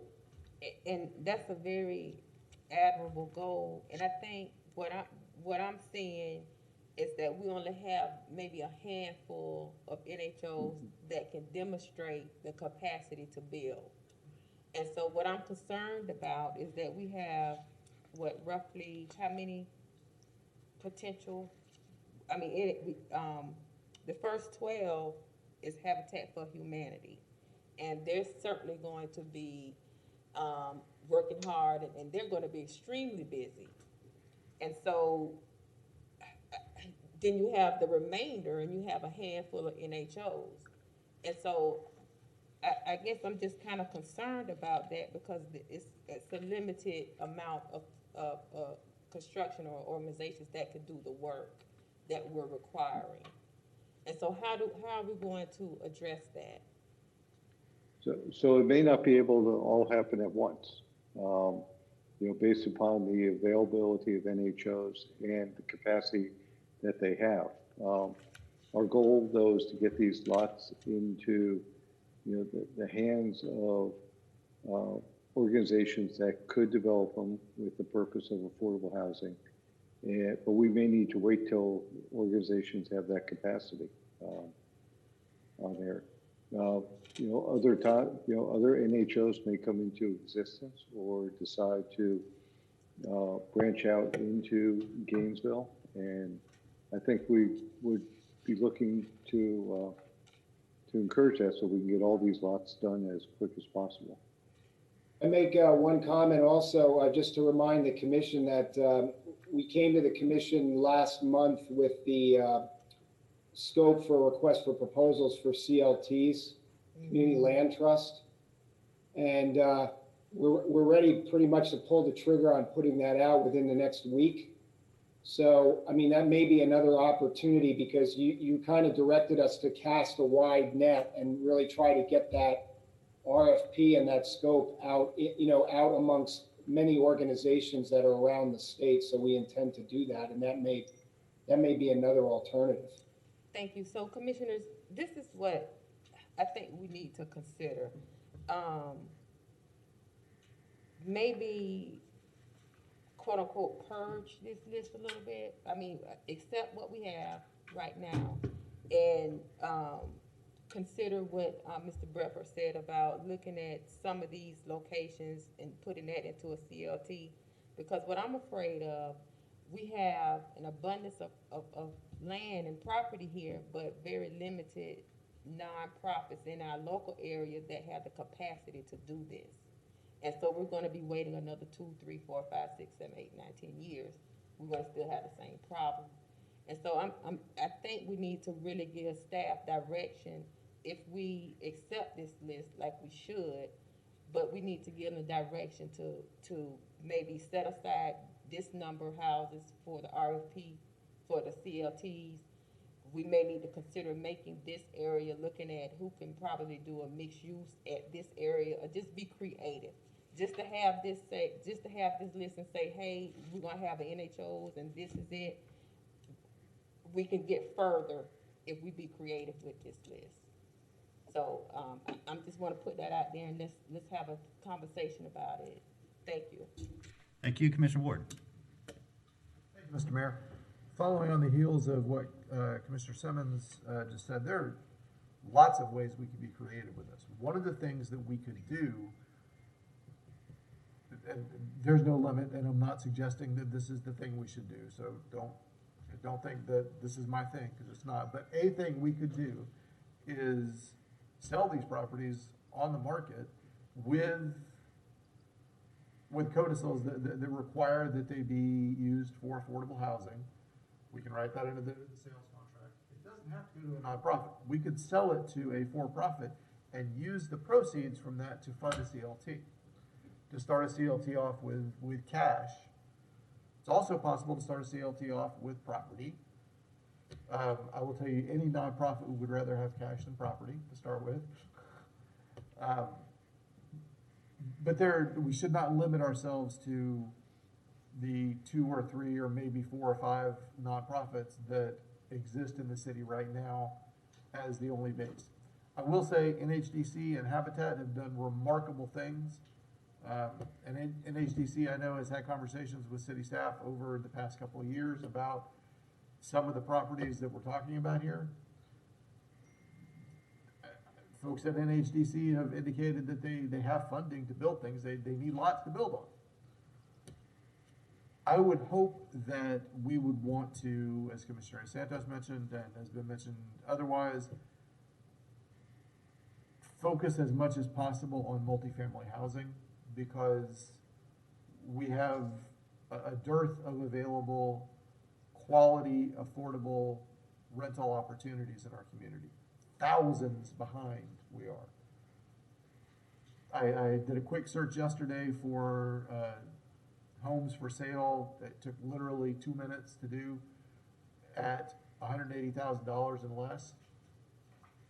I came up with 15 or 20, boom. There are homes for sale, not new, but homes for sale.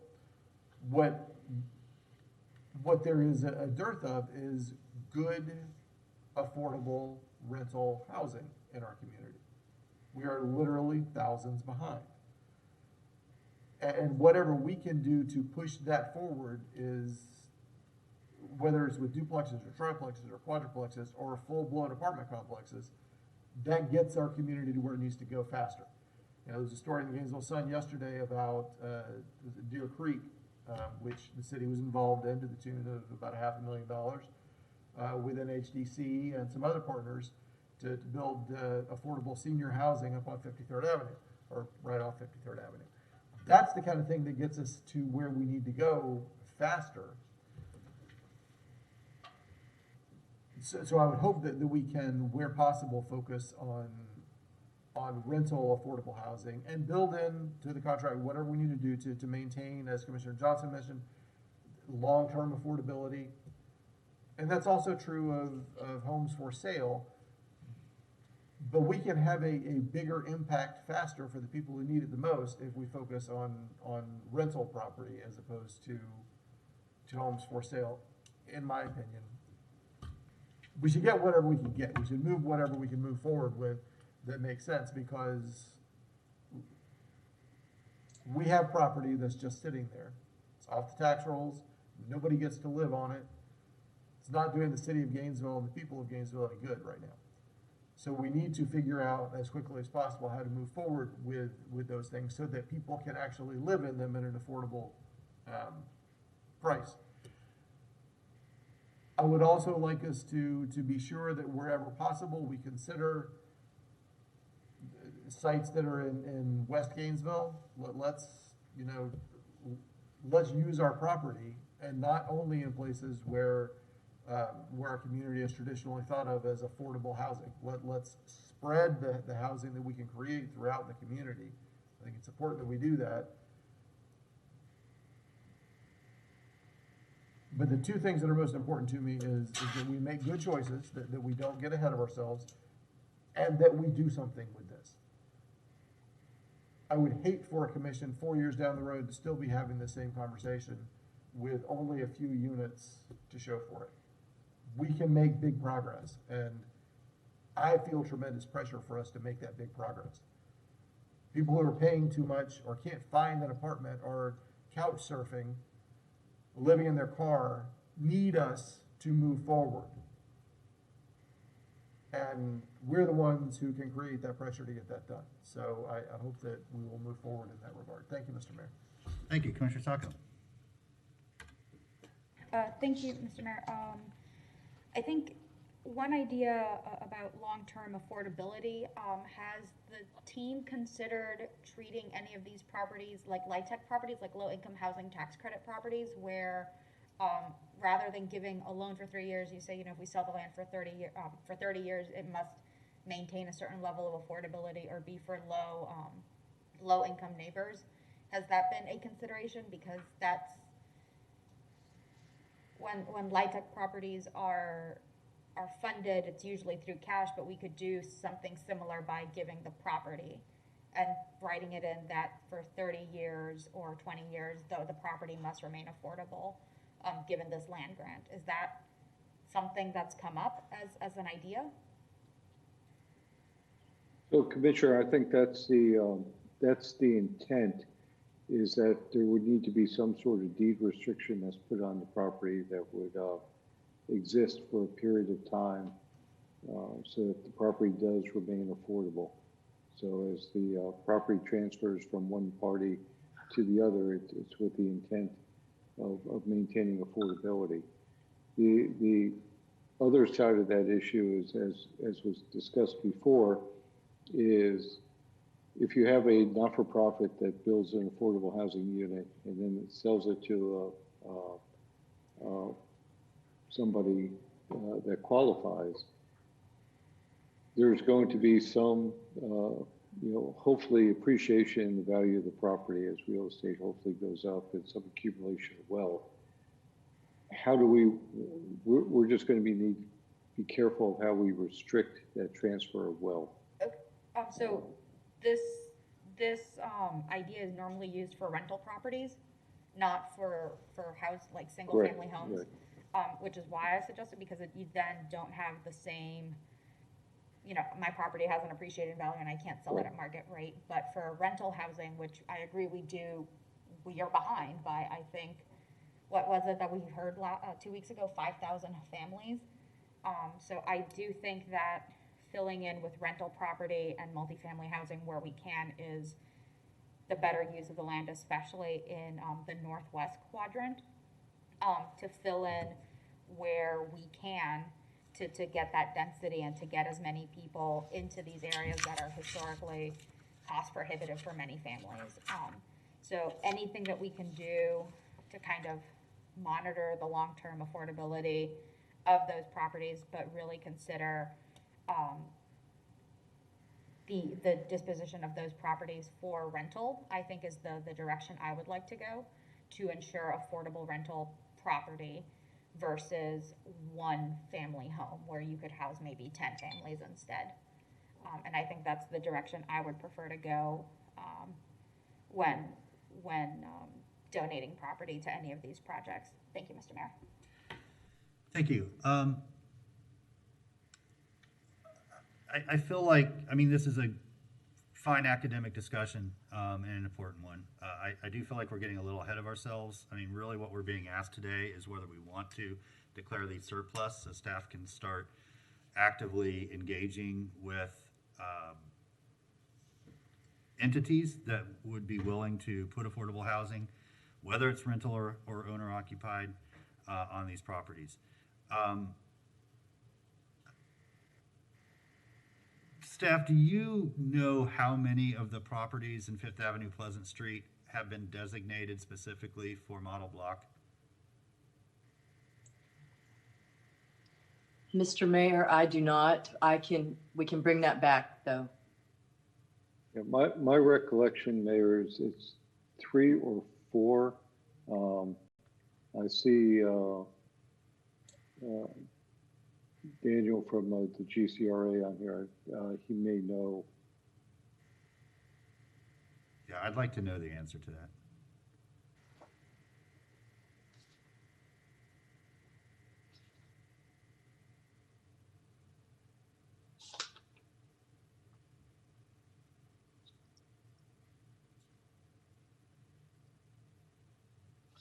We certainly can bring that back by the April 1st, or at least indicate at that meeting which ones Okay, are. well, my problem is I need to take a vote today. And if it's all of the properties in that part of the city, then I can't be supportive. But if it's just a few, then that's fine. Yeah, so if we can, I guess we could. Yeah, 10's a lot to me. So I'm happy to, we could table this and take up the next item and come back to it if we can get the information in that amount of time. But let me share my other thoughts. Well, the manager is figuring out how to answer that question.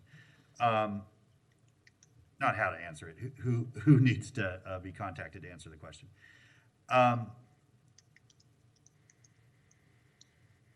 This is a small first step. You know, we're really just saying, all right, what do we have out there that's vacant, that is ready to have something done with it? So it's a very simple decision, I feel like, for us. I mean, none of us are arguing against doing that. We're arguing about what it might look like after that, again, which is a fine academic argument, and I think something our staff's been working on and working with other partners to bring back all those options. I absolutely need to include the Gainesville Housing Authority in this conversation. I had a very positive meeting with the city manager and Pam Davis and Malcolm Kiner from GHA. Sorry, said I wouldn't do that. Gainesville Housing Authority. And they wanted to remind us that they are not a nonprofit. They're not a 501c3. And they feel like they get passed over for being considered for projects like this because they're a governmental entity. They're funded through HUD, empowered by state legislation, and came into existence through city resolution. And I think it's important to continue being very deliberate in how we engage with them to do some of this work. And I'm not picking favorites. NHDC does great work, as we saw out by the senior center, or has done great work and is going to do more great work. Habitat, obviously, gold star reputation. But Gainesville Housing Authority comes with other benefits. They have a whole work program. They have a wellness program. They do so much more than just house people. And that's why, sort of going back to something that Commissioner Santos said a while ago, I don't know that we need to limit this to what we're calling NHOs, which I kind of, Mr. Manager, think we need to maybe get away from that, since it doesn't have like a legal designation and we've just been using it for internal discussion. I think we just need to be deliberate in saying affordable housing developers or providers, because if they're going to develop good long-term affordable housing, whether they are for-profit, 501c3, or a governmental entity, we want to give all those opportunities. And I think the more that are participating, the better, and the kind of more exponential the growth. I feel like this is something that once they get going, then more and more opportunities are going to open up, including, and we haven't even looked at the map from our other public sector folks like the school board and UF and Santa Fe and GRU, and where those opportunities could sort of multiply on this. So, as far as moving forward, I'm all ready. I'm absolutely ready to authorize the drafting of a resolution to be put on our next agenda to declare these surplus, to make the very specific arrangements with Habitat for those properties we discussed. And then it sounds like what we need to do is just put something on a city commission agenda for discussion, or even have a workshop or a special meeting to talk about all the options that are available for then how do we do it, and some of which already exist, some of which I feel like are emerging ideas or options, because we've got to do the things that get it moving forward, and we don't have to have it all. We don't have to make all the decisions at the beginning. We can be incremental with how we do it, and for better or for worse, that's usually how things end up getting done. Mr. Manager, did we in that probably unwanted and undeserved soliloquy, did anybody come up with any answers? Not yet. Okay. Working on it. Mr. Mayor? Yes. Well, I just wondered, in the interim, when we have a little time, could I show the commission 2 more maps? Because I would love to see 2 more maps. Okay. I'm not even going to ask my colleagues. I'm just going to make an executive decision with what non-existent power I have. Okay. Let me see if I can do that quick, because I want to make sure so that was that was a surplus property map, and then can you all see this one? Yes.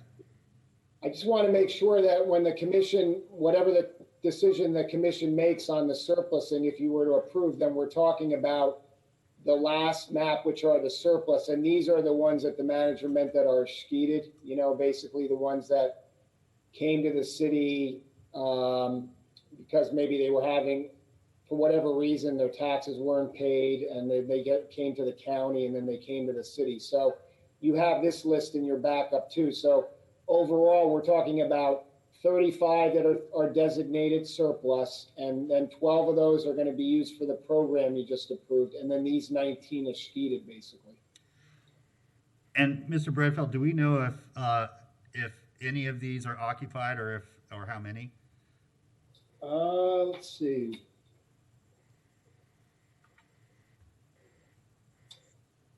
I don't have that on my, on the spreadsheet we provided you. We just gave you the assessed value, the estimate acres, and the zoning. I'm not sure. Kara, do you know that? To my knowledge, these are vacant, but we can double check on that and bring that back as well. But my Okay. understanding is they're all vacant. So assuming they're vacant, the difference between these properties and the ones on the previous map is they have structures on them. Is that correct? Most of the potential surplus, if they're, the structures on them were demoed years ago. We have not gone around and taken pictures of all the surplus lots at this moment to confirm, but from my predecessor, these are vacant as well. But again, we can double check on all of that for you. Yeah. So Mayor, we did go out and take a look at all these as cheated properties. If there's a structure on it, it's uninhabitable, maybe an old shed, but nothing, no structures that could be used for habitation. So what's the reason for not having these up for consideration as well? No, these would be, and they're already covered as part of your. Oh, I thought Mr. your Bredfeld policy. said just the ones on the previous map, but it's ones on the previous map and these. Correct. It was an and, not an or. Okay, very good. Thank you. And I do have an answer for you. It's either one parcel or two parcels. Okay, thank you very much. Appreciate the research on that. Okay, Mr. Bredfeld, you want to go to the One next? more. Wait, I'm sorry, Yeah, Mr. Bredfeld. Hold on. We got a question on this. Commissioner A. Santos. Thank you, Mr. Mayor. Do the sheeted properties, do they have clear title, or do you know, have all or I assume the vacant or the surplus ones probably have clear title. Do these have clear title too, or it might be a mix? These have clear title. They do. Okay. Thank you, Mr. Mayor. All right, and then the other map, Mr. Bredfeld. Yeah. It's coming.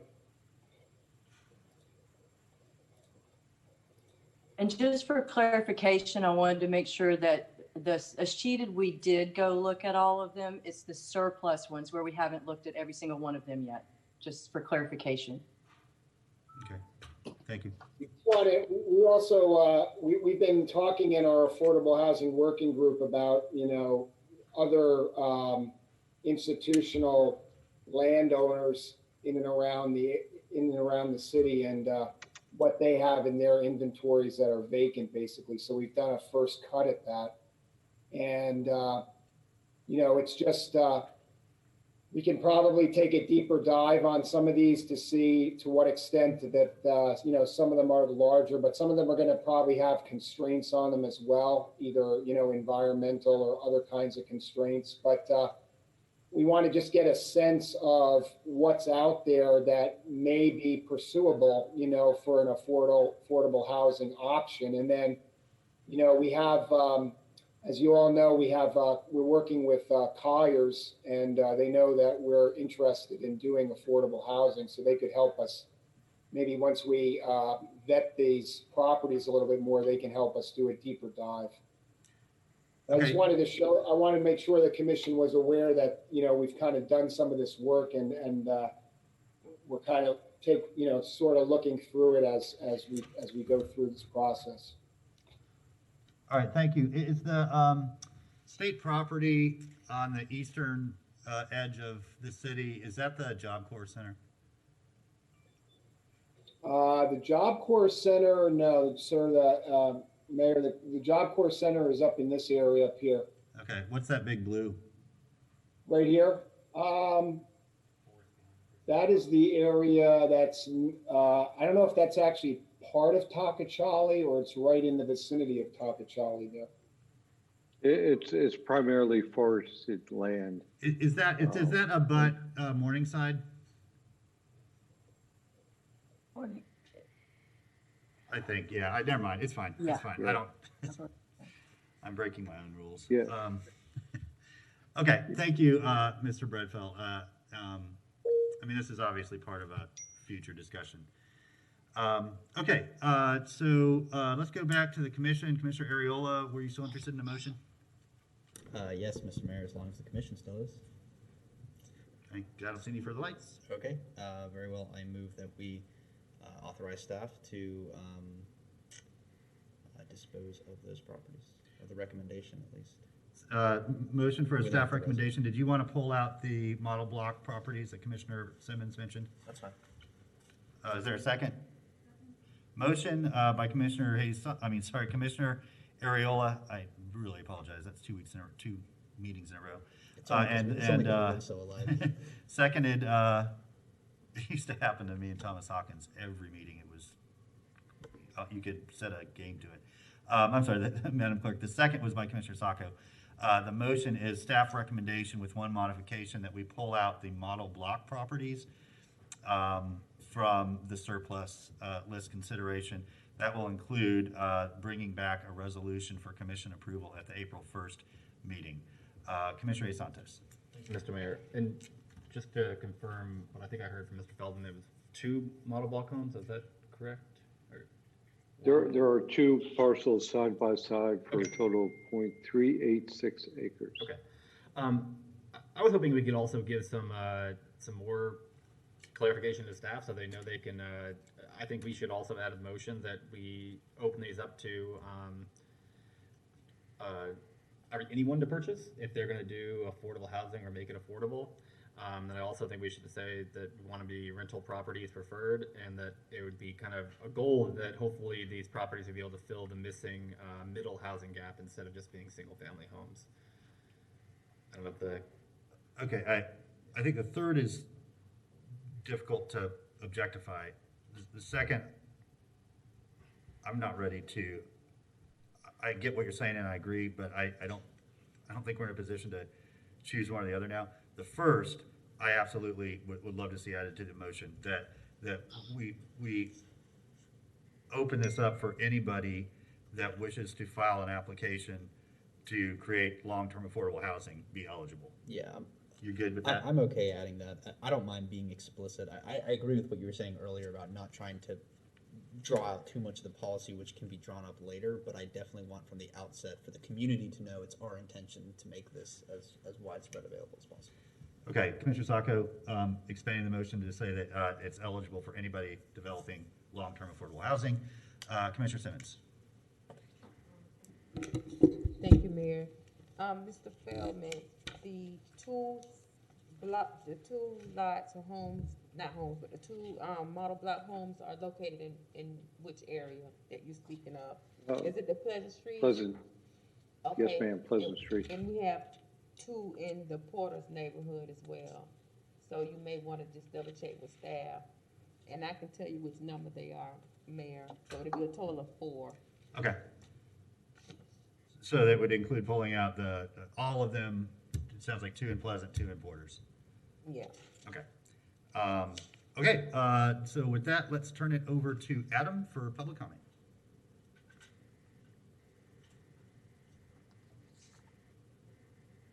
And Adam, if you're speaking, we can't hear you. Sorry about that. We do have one speaker at this time, Mr. Nathan Scott. You have 3 minutes. Thank you, Adam. Good afternoon, Mayor, Commissioners, Nathan Scott. Listen intently to the discussion. I tend to agree that sometimes as the mayor stated, the commission puts the cart ahead of the horse and gets so in depth in policy, it becomes an impediment to the purpose, and it also is tantamount to central planning. I'm in full support of an open, transparent, competitive bidding process. I wish the commission would demand the same of GRU rather than allowing heavily redacted things to persist. But with respect to this process, there's nothing wrong with opening it up. That being said, if you're in a racetrack betting on, or a sports book betting on football team to win the national championship, it's like Habitat for Humanity is the proof team. They get things done, and they're like the Gators. So I mean, you'd be kind of remiss not to somehow factor their track record into a process to some degree when evaluating the processes and evaluating the applicants. And I'm not saying that there aren't other for-profit capable people of doing this, but I think Habitat for Humanity's track record speaks for themselves. So I'm hopeful that it will be a multifaceted solution. Again, affordable housing, you claim that there's an affordable housing crisis, but I would note for the record that, one political faction has ruled the city commission for over 2 decades, over 20 years. And, you have to ask the question, why the commission did not solve the problem before it became alleged crisis. Furthermore, the city failed to expend all available state money, CHIP resources, towards affordable housing over 2017, 2018, 2019. You redeployed those. So I'm not sure how you can say that there's a crisis when you're not doing everything and using every available penny to help solve the problem that you've ignored for 20 years.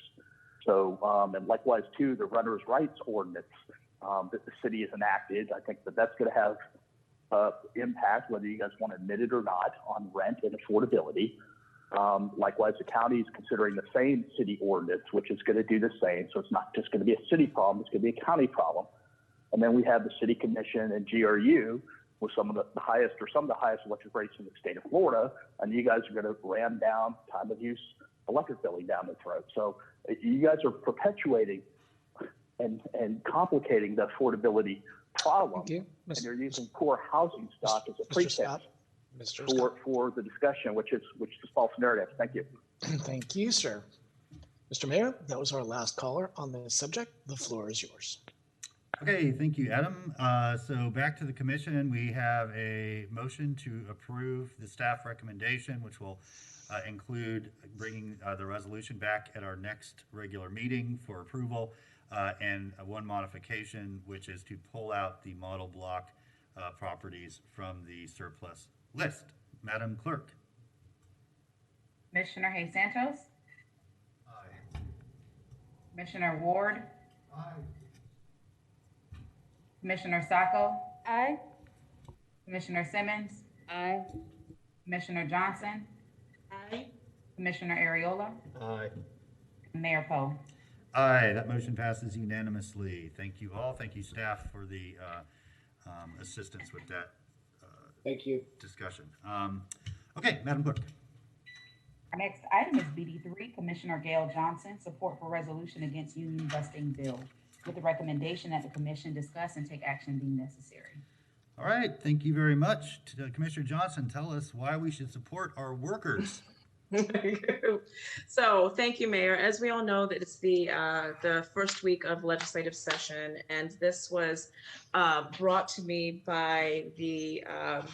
us by the Central Labor Council. And if we support this, it'll do one of two things. One, there'll be clear support for our unionized workers, and also we are expressing our opposition to an unfunded mandate.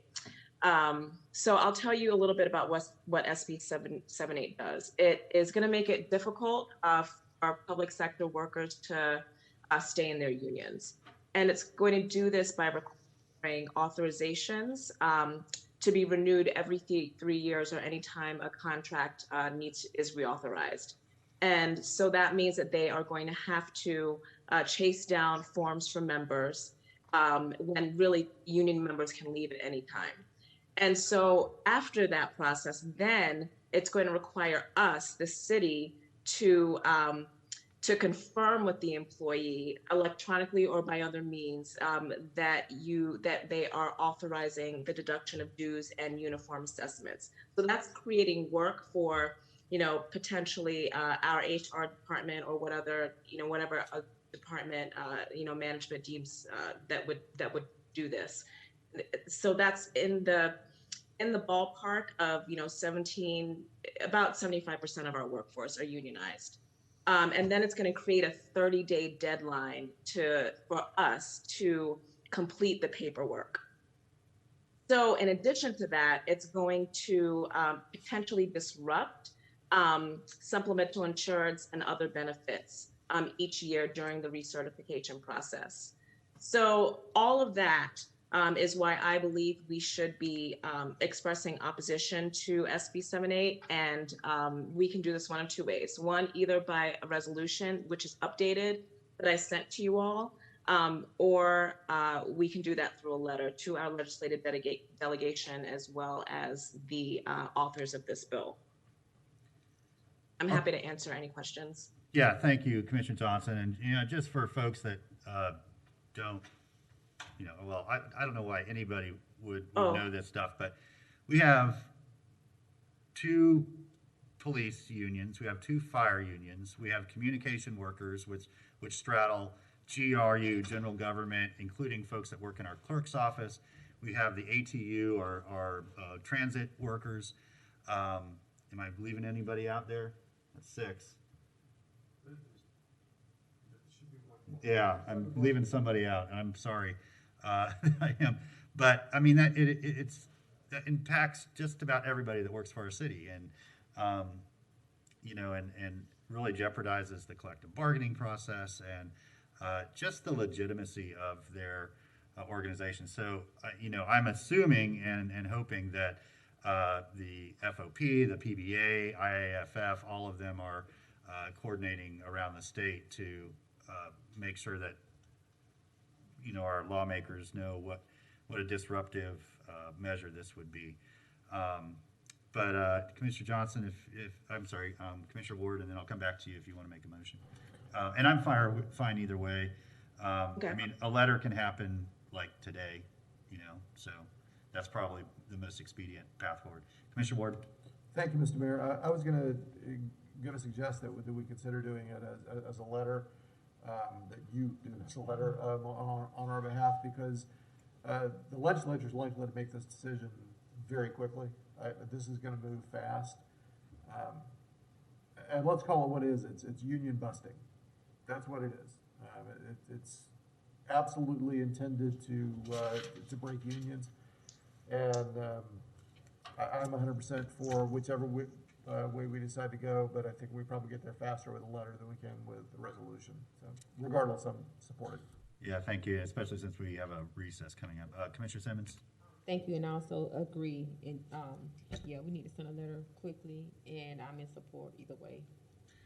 Thank you. So Commissioner Johnson, back to you. And I think besides a letter of general opposition, also indicate that we authorize our lobbyists to work on behalf of preventing the passage of this bill, and also send a letter to all of our represented community builders throughout the city, encouraging them to sign on to this as well. That sounds like a perfect motion. So I'm going to say so moved. And you know, Commissioner Ward took the words right out of my mouth. So I'm glad that we are going to go with the letter, because this is being heard in committee next week. So if we could have gotten the resolution passed today, that would be fantastic. So is that not possible, written as the updated version? Can we do that today? We can write the letter today, so that we can do. Yeah, a resolution to not put out for public notice and, you know, agenda, I'm not comfortable with. Okay, let's go ahead and write the letter, and we'll see how it also progresses through session, and we will, if we can, agenda a resolution at a later time. But right now, the letter is sufficient. Yeah, and I think part of your motion, Commissioner, could be to place the resolution in our next meeting agenda, and then it may be moot, or it may be more important than ever. So we'll find out. Okay, so there's a motion for me to draft a letter with the rest of the stuff there, our lobbyists, our leadership for our different collective bargaining units, and to agenda the resolution for our next regular meeting. Is there a second to the motion? Seconded by Commissioner Ward. I will turn it over to you, Adam. Thank you, Mr. Mayor. We have 2 speakers on this issue at present. Excuse me. The first is Mr. Nathan Scott. Mr. Scott, you have the floor in 3 minutes. Yes, good afternoon, Commissioners. Nathan Scott. Just want to state that firmly support the ability of employees to organize in accordance with federal law that already exists. I think that not exactly sure what is necessarily being proposed or resolution, but when it comes back, certainly I'll take the opportunity to read about it, but just general principle, again, those that are affected in labor should have the right to organize. Again, that's consistent with existing federal law, so I'm not exactly sure what the resolution will say, but I mean, that's an inherent right that exists under federal law. Let's see what the resolution speaks to when it comes back in terms of, saying more than that universally known right under existing federal law. Thank you. Thank you, Mr. Scott. Next speaker is Mr. Jeremiah Tattersall. Mr. Tattersall, you have 3 minutes. Thank you, Jeremiah Tattersall with North Central Florida Central Labor Council. I just wanted to thank Commissioner Johnson for bringing this up, Commissioner Sacco, Commissioner Ward, and everyone else, including the mayor who spoke on this. As the mayor said, all the unions that are represented in the city are fighting this union busting bill. But one piece that has kind of been missing is the effect this will have on taxpayers and on city government in general. So, this is an unfunded mandate that the city will have to figure out employment around to verify the signatures to work this program that's being pushed on them that no one has asked for. So I think a letter will go a long ways, and I thank you for this good motion from Commissioner Johnson, and I look forward to working with you collaboratively to defeat this bad legislation in Tallahassee. Thank you. Thank you, Mr. Tattersall. Mr. Mayor, that's the last speaker in our queue. The floor is yours. All right, thank you. Back to Commissioner Johnson. That's an old hand. Oh, okay, thank you. Okay, so with that, we'll go ahead and move to a vote, Madam Clerk. Commissioner Sacco? Aye. Commissioner Ward? Aye. Commissioner Ariola? Aye. Commissioner Hayes Santos? Aye. Commissioner Johnson? Aye. Commissioner Simmons? Aye. And Mayor Poe. Aye, that motion passes unanimously. Next item, please. Our next item is commission comment. Thank you. Sort of along a similar line, and I don't know, we could do this through a letter of motion, but I don't think we need to. There's a really harmful bill. This is the discussion we have every year at this meeting, I think. There's a really harmful bill going through limiting public utilities in Florida to make their own infrastructure investments. We're already in principle through our legislative agenda, against it because it limits home rule. But I would just, like our,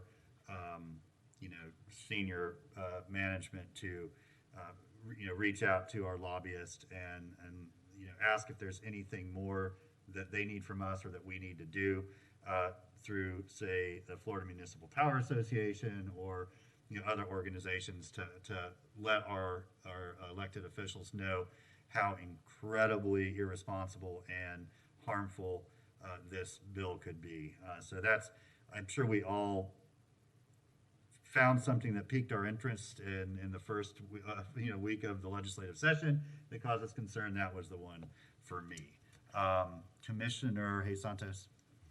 Thank you, Mr. Mayor. I wanted to touch on our cone of silence and kind of how ridiculous it is at times. Today, the cone of silence was broken when the individual from Habitat for Humanity spoke to us at a public meeting.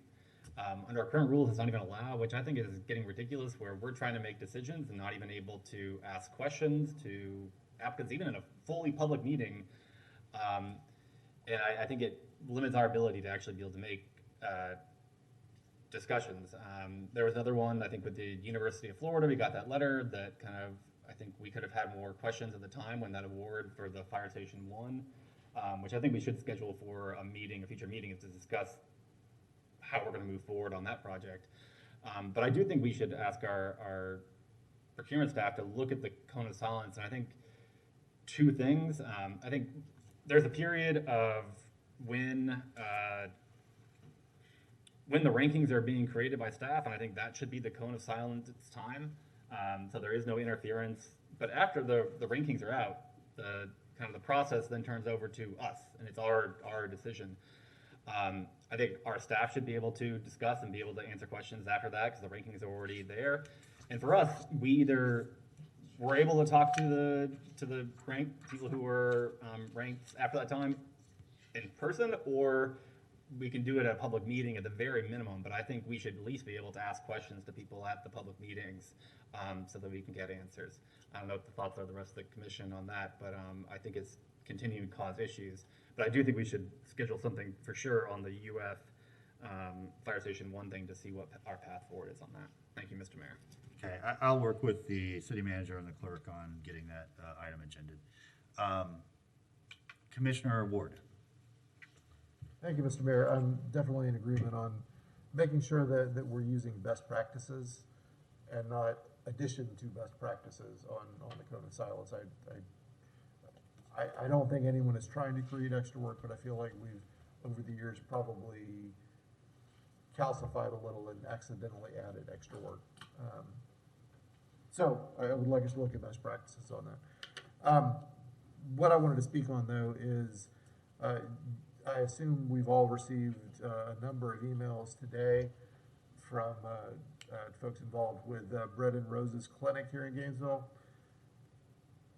We had a discussion with our policy office and with the city attorney's office about a year ago that went into the COVID void. And as a result of it going into the void, as with anything, there are consequences.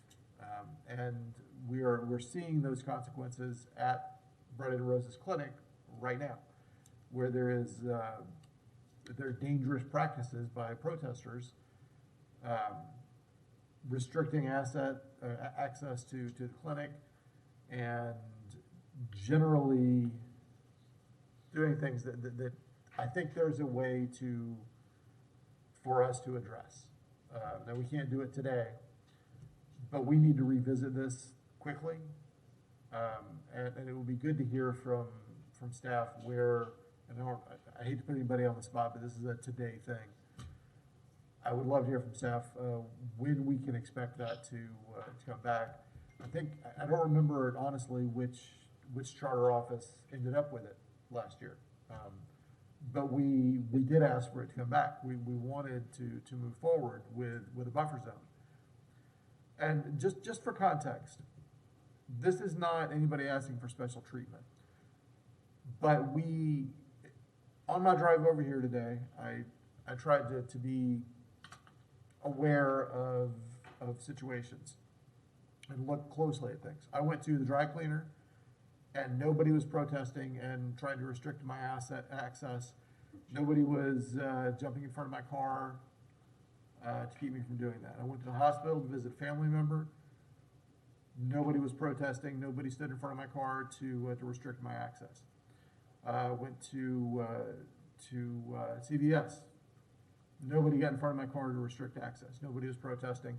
Protests are great, by the way. I'm all for protests. I've engaged in many. But you can't restrict access to buildings, particularly to medical facilities. I drove by, after going to those 4 places, before I came here, I drove by Bread and Roses down 10th Avenue just to see. And sure enough, there are people making it difficult to drive through there.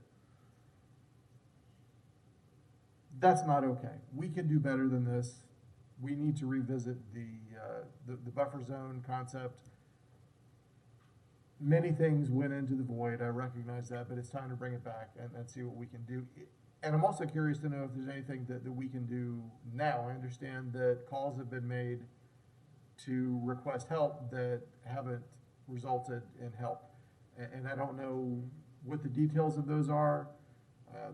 You all have seen the same emails I have today. I did call the clinic earlier to let them know that we were receiving emails. So I would love for us to get information about when we can expect the buffer zone conversation to come back to us again. Thank you, Mr. Mayor. Thank you. And I'm going to go through the commission lights here, but if somebody from staff can update us on that before break, that would be appreciated. Commissioner Simmons? Thank you, Mayor. One thing that I wanted to discuss today is the uptick in pedestrian traffic. Well, folks getting hit on Williston Road and Waldorf, that's intersection, that crossing going to the trail, the bike trail. I got a call on Sunday. There was an accident that took place. And then I got another call on Tuesday, another different accident. And so we need to really be aggressive. I know we've just had so many incidents and accidents and fatalities taking place down around the University of Florida area. But I need for us to really be aggressive with FDOT as we look at the Williston Road area. I spoke with the city manager yesterday and let him know my concerns, and he got with FDOT and they're proposing putting up some signals, and it is going to take another year or two. So what are we going to do in the meantime? And so I want the commission for us to write a letter, have this conversation as a joint commission with the county. But I need for us to really look at ways that we can minimize the accidents that's taking place on Williston Road. And I would like for us to get an update on how many crashes or how many times have our emergency vehicles been to this location, or how many times has PSTs visit this location in the past, couple of years, just to see where we are with this and the uptick that's been brought to my attention. And so, as a commission and as a body, I want us to really look at how we can get to FDT once again and readdress this issue, because we're already working with one issue. So how can we look at this as a big picture issue? I don't know what we could do as a city. I don't know, because that's not our street. I don't know what can we do from this standpoint as far as going out and making some type of some street signs or calming devices. I don't know what we can do, but I would love for staff to look into what's the possibility that we can make something different physically at that location. So that's what I'm asking for the city commission today. Sure, Commissioner. And now, I think staff has probably got some more work to do. But I have a meeting coming up relatively soon with that will include FDOT. I'll bring this up with them and ask them to give me a reason why they can't address this problem with the same expediency they are on University Avenue. And I'll let you know what their answer is. I think they can. And I think we can use that same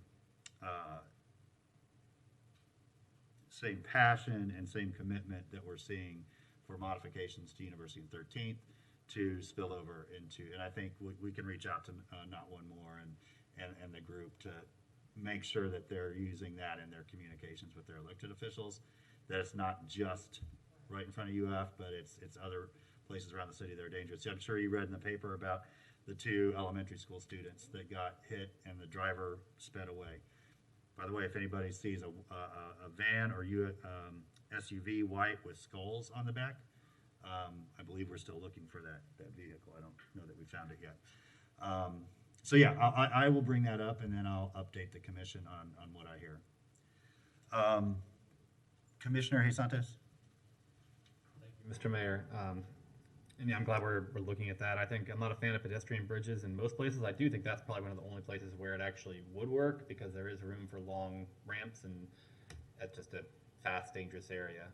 And that probably is a long-term solution, but we do need shorter-term solutions. And yeah, hopefully, I know the buffer zone got pushed out because of the COVID. Hopefully we can pick up that again. I would like to move that we ask GRU and GG government to look at our cone of silence policy and to come back with recommended changes. Okay, motion and second to bring back some recommended changes to our cone of silence policy. The The motion was by Commissioner Santos, the second was by Commissioner Ward. Commissioner Ariola? Thanks, Mr. Mayor. On a different issue, and then I'll comment on that. First, received a request from Florida Not One More. They are looking to organize a march on University Avenue after their spring break, sometime in the afternoon, and I assume they would have to get FDOT permission to do that, and so I wanted to authorize our manager to join with them in helping to organize that and attain that permission. Yeah, I actually, thanks for bringing it up. I already forwarded it to the city manager and the police chief and talked with the organizer. Okay, great. And also pulled in UF because since it's probably going to originate on their property too. So their GPD is already aware and working with the organizers. Okay, thank you. And as for the cone of silence, I find that's a policy that's more built to protect the commissioners, and I'm okay with reviewing policies, but I'm not going to support anything that removes any appearance of protecting impartiality in terms of how we procure and how we select contracts. You know, I just think that it's a dangerous path to walk down when you lift those restrictions, and I've actually appreciated the cone of silence policy over the years. Okay, thank you. Commissioner Santos. Thank you, Mr. Mayor. Just to confirm on the discussion of UF and Fire Station 1, you said you were going to schedule that for a future meeting, or do I need to put that in the motion? No, I'll work with staff to bring that Thank back. you, Mr. Mayor. Yeah, thank you. Hear that, Ms. Gainey? I'm going to work with you on that. Commissioner Ward? Thank you, Mr. Mayor. Yeah, I wanted, my hope on the cone of silence discussion is that we can make sure that we are using best practices and not layering practices on top of best practices. Also, I'm interested, not necessarily in that same discussion, but as we move forward, it's fair to just let people know that this is where I'm headed with it. I'm interested in having a discussion about why we have two separate purchasing organizations, two separate procurement arms. I'm not sure that we can't do that with one organization that serves both general government and GRU. We do it with a variety of very different purchasing needs within general government. I mean, GPD has different needs than Parks does, et cetera, et cetera. I'm not sure that there aren't economies of scale to be saved there by having one process. And also it makes it easier for the community to understand what the process is if we have one process. I'm not saying that's what we have to do. I'm saying that we should be prepared to take a look at that somewhere in the not too terribly distant future. Thank you, Mr. Mayor. Thank you. Commissioner Santos. Thank you, Mr. Mayor. And to Commissioner Ariola's point, I agree. I think one thing I think we should, I guess I would like to add to this motion as well, is to have, we don't enforce our lobbying ordinance at all.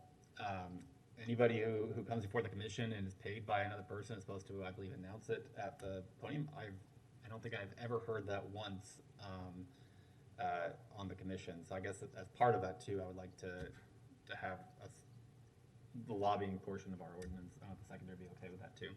Thank you, Mr. Mayor. Okay.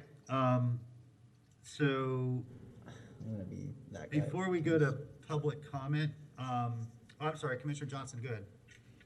Yeah, thanks, Mayor. In response to some of what Commissioner Ward said, I'm also interested in having this conversation. It's a conversation that we started back in the Race and Equity Subcommittee meeting, and something that I plan to bring up during our strategic planning process. But also, in addition to what he said, I think just talking about procurement in general and even the decentralization of our procurement is something that I would also be interested in having a conversation about. Thank you. Very good. Thank you. Did anybody from staff have an update on the buffer zone discussion? Yes, so it's definitely in our area. It was deferred because of COVID. We had a plan. I've just recently become aware that the protests are starting again. I think they'd been off for a while. Assistant Chief Scott is here. He can talk a little bit more about the specifics if the commission would like that now. But the basic issue where we are is we had to develop findings of fact that were specific to Gainesville. We were in the process of doing that prior to COVID. COVID came, the protests stopped for a while. So we need to pick that back up and finish those findings of fact so we can bring you back an ordinance based upon that. So what I'm hearing from you, you are now conducting that exercise. If we're not, we will. Yeah. Okay. We will very well be picking it back up. Okay. So. Okay. Thank you. That's very helpful. Okay. And I think Chief Scott wanted to add something. Sure. Go ahead, Chief Scott. Welcome. Yes, we've met with the Bread and Roses and spoke with the various entities involved.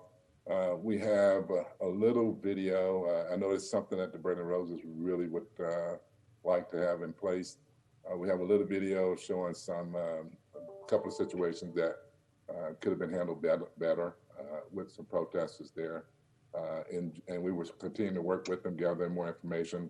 But our big thing was trying to get enough video that we could bring back and give you a more visual aspect of what was occurring.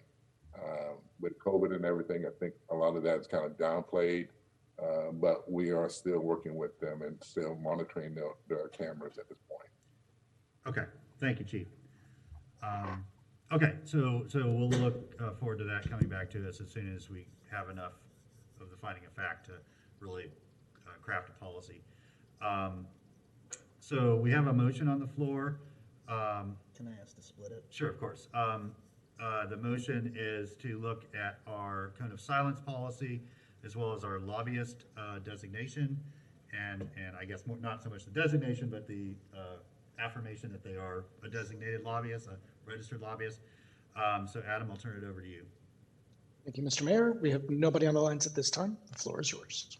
Okay, so back to the commission. The first part of this motion we'll vote on is looking at our cone of silence and best practices. Madam Clerk, roll call vote. Commissioner Sacco? Aye. Commissioner Ward? Aye. Commissioner Ariola? No. Commissioner Hayes Santos? Aye. Commissioner Johnson? Aye. Commissioner Simmons? Aye. And Mayor Poe.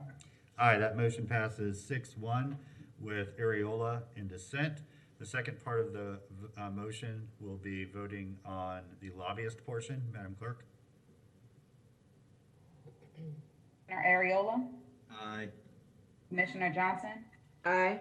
Commissioner Sacco? Aye. Commissioner Simmons? Aye. Commissioner Ward? Aye. Commissioner Hayes Santos? Aye. And Mayor Poe. Aye, that motion passes unanimously. We have reached the end of business for the afternoon portion of this meeting. I would like to thank Officer Bailey, Mazuka, and the fabulous Miss Malden for being with us this afternoon, keeping us clean, safe, and protecting the people's house for our business. And we have two proclamations this evening, so we will be in recess until 5:45.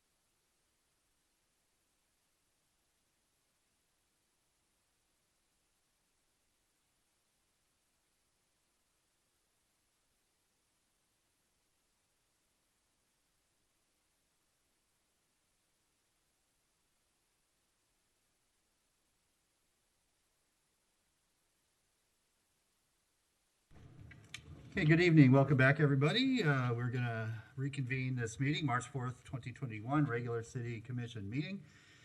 And Madam Clerk, if you would please present the next item. First item is the Pledge of Allegiance. Okay, if everyone please stand if you're able and join me for the Pledge of Allegiance.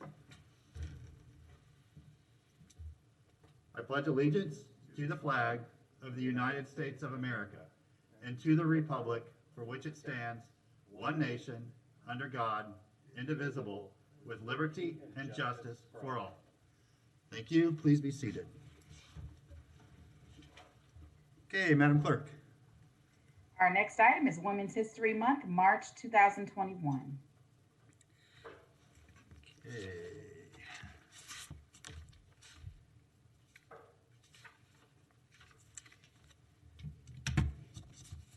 Whereas in 1977, the United States General Assembly adopted a resolution calling on member states to proclaim a day for women's rights and international peace.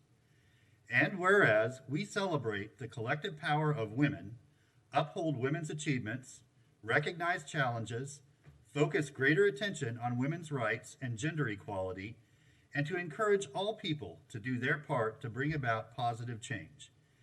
And whereas American women of every race, class, and ethnic background have made historic contributions to the growth and strength of our nation in countless recorded and unrecorded ways. And whereas American women have played and continue to play a critical economic, cultural, and social role in every sphere of the life of the nation by constituting a significant portion of the labor force working inside and outside of the home.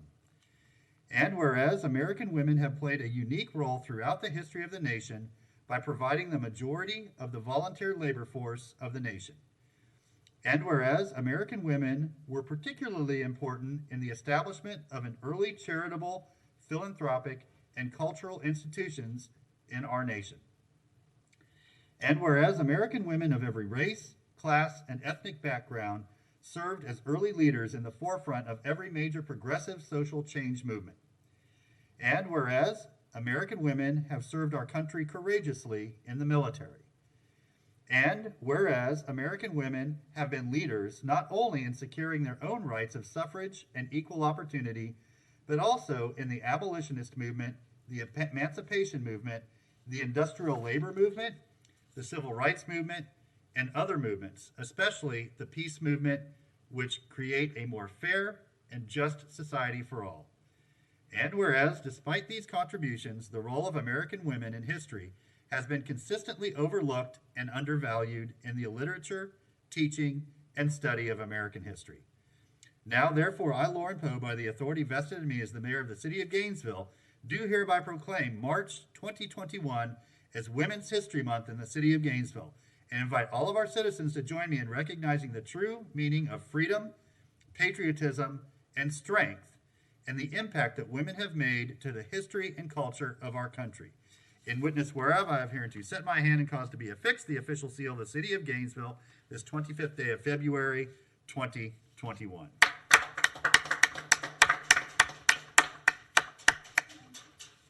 Thank you to all the amazing women in my life that have made such an impact, all the great women in our community and across our nation. All right, Madam Clerk. Our next item is Mrs. Angela Terrell Day, March 9, 2021. Okay. Would you like to stand and join us? I'm going to stay socially distanced for your behalf, but we're so thrilled that you're here. Whereas Mrs. Angela Terrell is a Gainesville native and lifelong resident, with the exception of 4 years attending Hampton University in Hampton, Virginia. And whereas after receiving her Bachelor of Science degree in music education from Hampton in 1968, she returned to Gainesville to begin her career as an elementary music teacher at Duval in 1968. And whereas Mrs. Terrell taught at Sidney Lanier Elementary after taking a position at Littlewood Elementary, where she taught for 27 years, and where the school auditorium is now named Terrell's Performing Arts Center in her honor. And whereas Mrs. Terrell served as an adjunct teacher at the University of Florida School of Music for more than 8 years, preparing for potential elementary education teachers to utilize music as a vehicle for learning in the classroom, and where she won Alachua County Teacher of the Year in 1994. And whereas after a short-lived retirement, Mrs. Terrell helped create and implement a fine arts education program at Duval Elementary in 2003 that provided piano, drumming, dance, and drama classes to all students, and eventually, because of her efforts, became a magnet program for the school district known as the Duval Fine Arts Academy. And whereas, in addition to serving as fine arts facilitator for the academy, Mrs. Terrell founded the Duval Community Arts Council, which has raised over $75,000 for arts education amongst underserved students and their families in Alachua County. And whereas in 2004, she worked cooperatively with the founder, Jacqueline Strappy, to establish Destiny's Child Mentorship Program for girls in kindergarten through 5th grade. She also served as co-facilitator for Building Blocks for Success, a mentorship program for 5th grade boys. And whereas Ms. Terrell's involvement in arts education extends well beyond the schools, she has served on the board of the Gainesville Association for Creative Arts, Alachua County Youth Orchestra, Star Center Children's Theater, a Crosstown Repertory Theater, North Florida Gospel Music Announcers Guild, and the Arts Association of Alachua County. She is the past president of the board and current board member of Friends of Music. And whereas Mrs. Terrell is known in the community for her caring ways, has impacted countless lives as minister of music, educator. You want to pick up your dinner, or you want to wait till Dad's done? Miss Bigby, your mic is on. And member, I'm sorry, I got lost there. Ms. Terrell is known in the community for her caring ways and has impacted countless lives as minister of music, educator, and advocate of the arts. And whereas Mrs. Terrell's lifelong dedication to the arts as an elementary school music teacher, church music director, and board member of numerous community arts organizations and advocate of the arts places her amongst the best of the best and a gem in our community. Now, therefore, I, Lauren Poe, by the authority vested in me as the mayor of the city of Gainesville, do hereby proclaim March 9th, 2021 as Mrs. Angela Terrell Day in the city of Gainesville, and invite all of our citizens to join me and recognize Mrs. Terrell for her hard work and dedication. In witness whereof, I have hereunto set my hand and caused to be affixed the official seal of the city of Gainesville, Florida, this first day of March, 2021.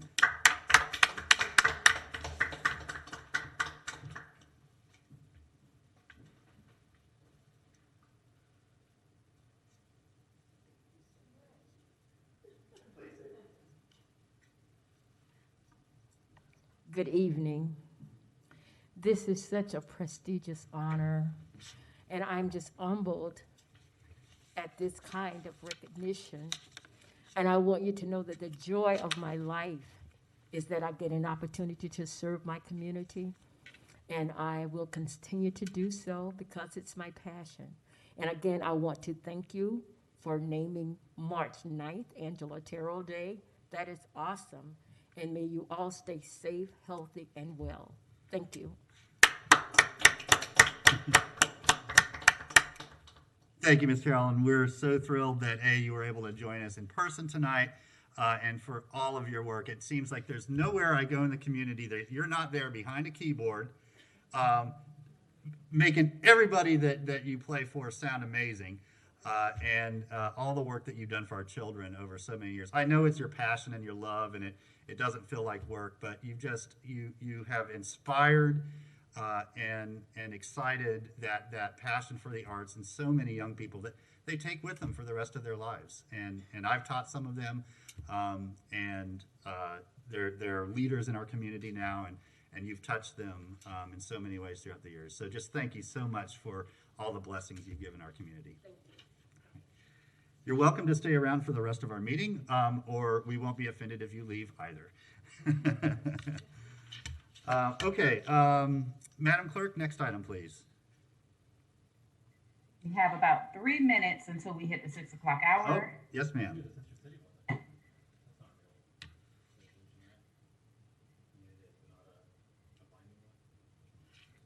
We'll just wait a couple minutes here.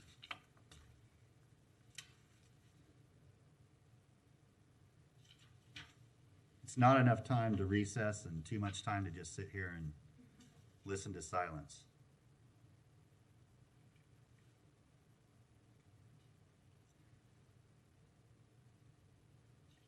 So if y'all are unfamiliar with the Duval Arts Academy, look it up. It's just an amazing program, and she would be modest and say it wasn't just her. It really was a lot of people that helped do that, but she was the driving force behind it, and it was really quite a remarkable outcome. Duval was a struggling school. Not that I put a whole lot of stock in school grades and how they are arrived at, but they were really struggling and not getting those state grades that they needed, and then the Arts Academy came in there and really within a year went to an A school, and it just showed you the amazing impact that the arts can have on young people in their ability to learn, and it really was just a case study in why we need to invest in the arts, especially for our youngest people, and that was her baby. That was her genius behind it, and then her perseverance to make sure that it happened. And I just have to say I so much miss that as part of our community. It was an incredible asset for Gainesville. But that's just one of many, many, many ways that Miss Angie changed our community for the better. And with that, it is now 6 o'clock. Madam Clerk, see, I can hit the post, as they say in the radio world. All right, we have already one public hearing and resolution for the Regional Transit System Program of Projects for fiscal year 2021 with the recommendation that the commission accept comments at a public hearing on the Regional Transit System Program of Projects for fiscal year 21 and adopt the resolution authorizing the Regional Transit System to file grant applications with the Federal Transit Administration and Florida Department of Transportation as outlined in the Program of Projects for 21. Okay, thank you.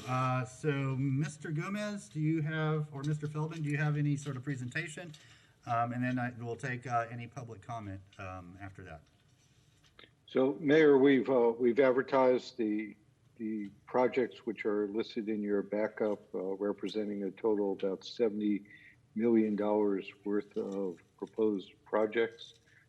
These are what will drive our grant applications. Mr. Gomez is here to answer any questions, and as you indicated, the purpose of tonight is to take public comment on the RTS program of projects. Okay, thank you very much. So with that, I'll turn it over to Adam for public comment on this item. Thank you, Mr. Mayor. We have one commenter at this time, Mr. Bruce Frendall. Mr. Frendall, you have 3 minutes. My name is Bruce Frendall, and I am in support of this resolution. In my opinion, RTS is an excellent public transportation company. Let me add that I have 2 connections to RTS. Chip Skinner, formerly in an administrative position with RTS a few years ago. I met with Chip on several occasions regarding bus issues. I understand he is now with the city. Richard Tookie, bus driver normally on the number 5 route from Rosa Parks to Oaks Mall. He is a close personal friend, and we have spent much quality time together. If Rich is typical of RTS bus drivers, then the city of Gainesville is very fortunate. Rich often goes above and beyond his regular duty to assist riders and facilitate their safety and well-being. He should be commended for all he has done. Thank you very much. Thank you, Mr. Frendall. Mr. Mayor, those are all the callers on the line. The floor is yours. Okay, thank you very much. Commissioner Santos. Thank you, Mr. Mayor. I move resolution 200859. Okay, there's a motion by Commissioner Santos, seconded by Commissioner Ward. No further lights. Madam Clerk, over to you for a vote. Commissioner Ariola? Aye. Commissioner Johnson? Aye. Commissioner Sacco? Aye. Commissioner Simmons? Aye. Commissioner Ward? Aye. Commissioner Hayes Santos, Aye. and Mayor Poe. Aye, that motion passes unanimously. Next item, please. Next item is RE-2, Sister City Relationship between the City of Duhok, Republic of Iraq, Kurdistan Region, and the City of Gainesville. A resolution of the City Commission of the City of Gainesville, Florida, recognizing the City of Duhok, Republic of Iraq, Kurdistan Region as a sister city of the City of Gainesville, Florida, USA, and providing an immediate effective date. Okay, thank you. So this is an existing sister city relationship that we already have. It goes back to 2006. However, as you know, there's been a lot of turmoil there since then. There is a new governor, which is sort of the political equivalent to the mayor here of the region, and they cannot find the records of our previous agreement. A bunch of files got destroyed and otherwise misplaced, but they're very excited to continue and build on our relationship. I had a great conversation with the governor about 2 weeks ago, and they're really looking for opportunities to extend and strengthen our relationship. But we want to make sure that we have everything official. And so this resolution is the same that's already been approved by the commission, but we wanted to do it here. They'll do it there. And then there will be a signing ceremony on Monday at 9 o'clock. It will take place virtually. And we invite everybody to join us for that. It'll be a really nice occasion. So I just wanted, if any of you are wondering, well, I thought we already were, sister cities with Duhok. This is more of a formality and helping them on their end make things official. So with that, I'll take any questions or a motion. Commissioner Santos? Thank you, Mr. Mayor. I move resolution 200900. Okay, a motion by Commissioner Santos, seconded by Commissioner Sacco. Adam, any members of the public? No, Mr. Mayor, there is no one on the lines at this time. Okay, then back to the commission for a roll call vote. Commissioner Simmons, Aye. Commissioner Ward, Commissioner Sacco, Aye. Commissioner Ariola, Aye. Commissioner Johnson, Aye. Commissioner Hayes Santos, Aye. Mayor Poe. Aye, that motion passes unanimously. Thank you all, and I look forward to seeing you Monday. Next item, please. Our next item is RE3, amend the Land Development Code to modify requirements for neighborhood workshop and public notification and revise elements of the development review process. Petition PB-20-159 TCH, City of Gainesville text amendment to the Land Development Code to modify requirements for neighborhood workshop and public notification and revise elements of the review process, with the recommendation that the City Commission approve the petition with the proposed revisions. Okay, thank you very much. Are there any questions or is there a motion? No, Mr. Feldman, I'm sorry, you want to get in here? Nope, I was just standing by if you needed me. Okay, very good. Commissioner Sacco? So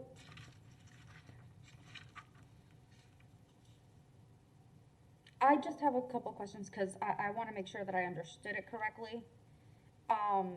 This would require just an extra community meeting, I guess an engagement, I wouldn't say a meeting, some kind of engagement with the public, but it doesn't require that they take that input into consideration. Is that correct?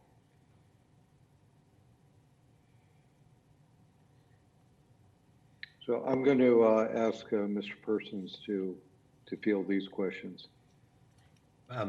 Mr. Mayor, Andrew Persons, Interim Director, Sustainable Development. We actually have a presentation that may answer a lot of questions. All right, let's do it. All right, good evening, Mayor and Commissioners. Brittany McMullen here, planner with the Department of Sustainable Development. I see your home is still just as neat as it was last meeting. You must clean it on Thursday mornings. Oh yeah, it's always. Okay, I know that joke's already old. I'll not make it again. Okay. All right. Let's see. Can you see my screen? Yes. Okay. All right, so this was an item that was identified by the City Commission and City Plan Board at the joint meeting that was held in 2019. The issues that were brought up with this had to do with the required public notice and the required neighborhood workshop process. There was also interest in adding some notice requirements onto application types that do not currently require them.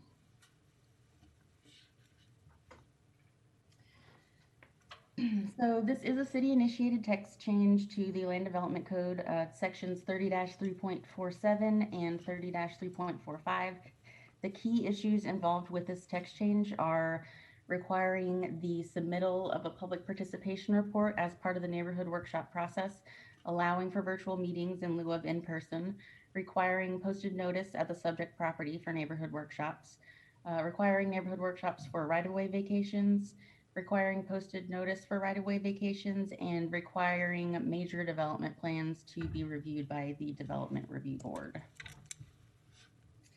So section 30-3.7, which is currently titled Neighborhood Workshops, we would propose to change to public participation, which includes requiring the submittal of a public participation report in addition to holding the already required neighborhood workshop. So there is some other clarifying language here, just including the removal of a line that states that this requirement is for development plans located within a transect zone. So currently, where there's a neighborhood workshop required, this code change would take things one step further and require that in addition to the neighborhood workshop, the applicant submit a public participation report.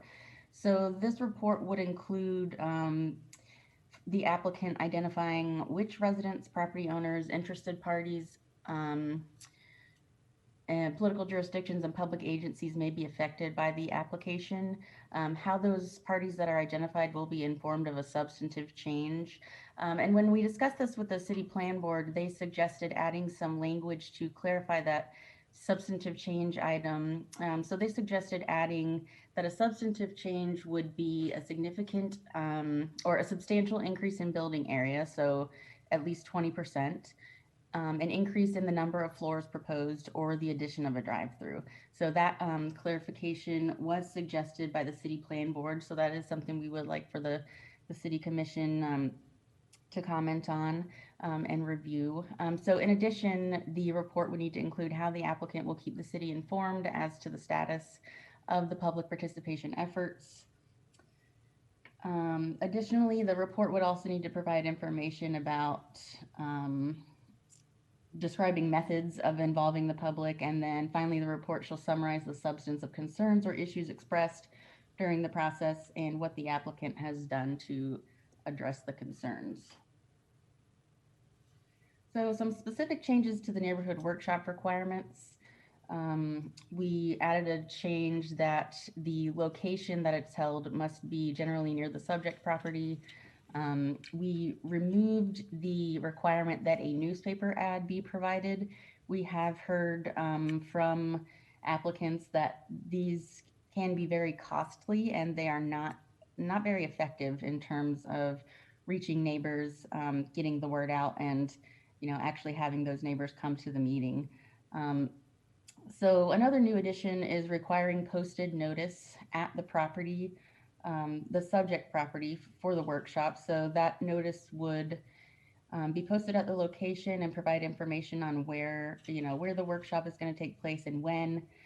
So the city would provide the notice, similar to what we currently do with other posted notices. Staff is currently working on a design for these new signs. And then additionally, the applicant shall notify any other persons, organizations, or agencies as deemed appropriate after consultation with the city during the first step meeting. So currently it requires notification to property owners and residents within 400 feet. So we would propose that additional notice be provided to other agencies that we may identify as being interested in the application.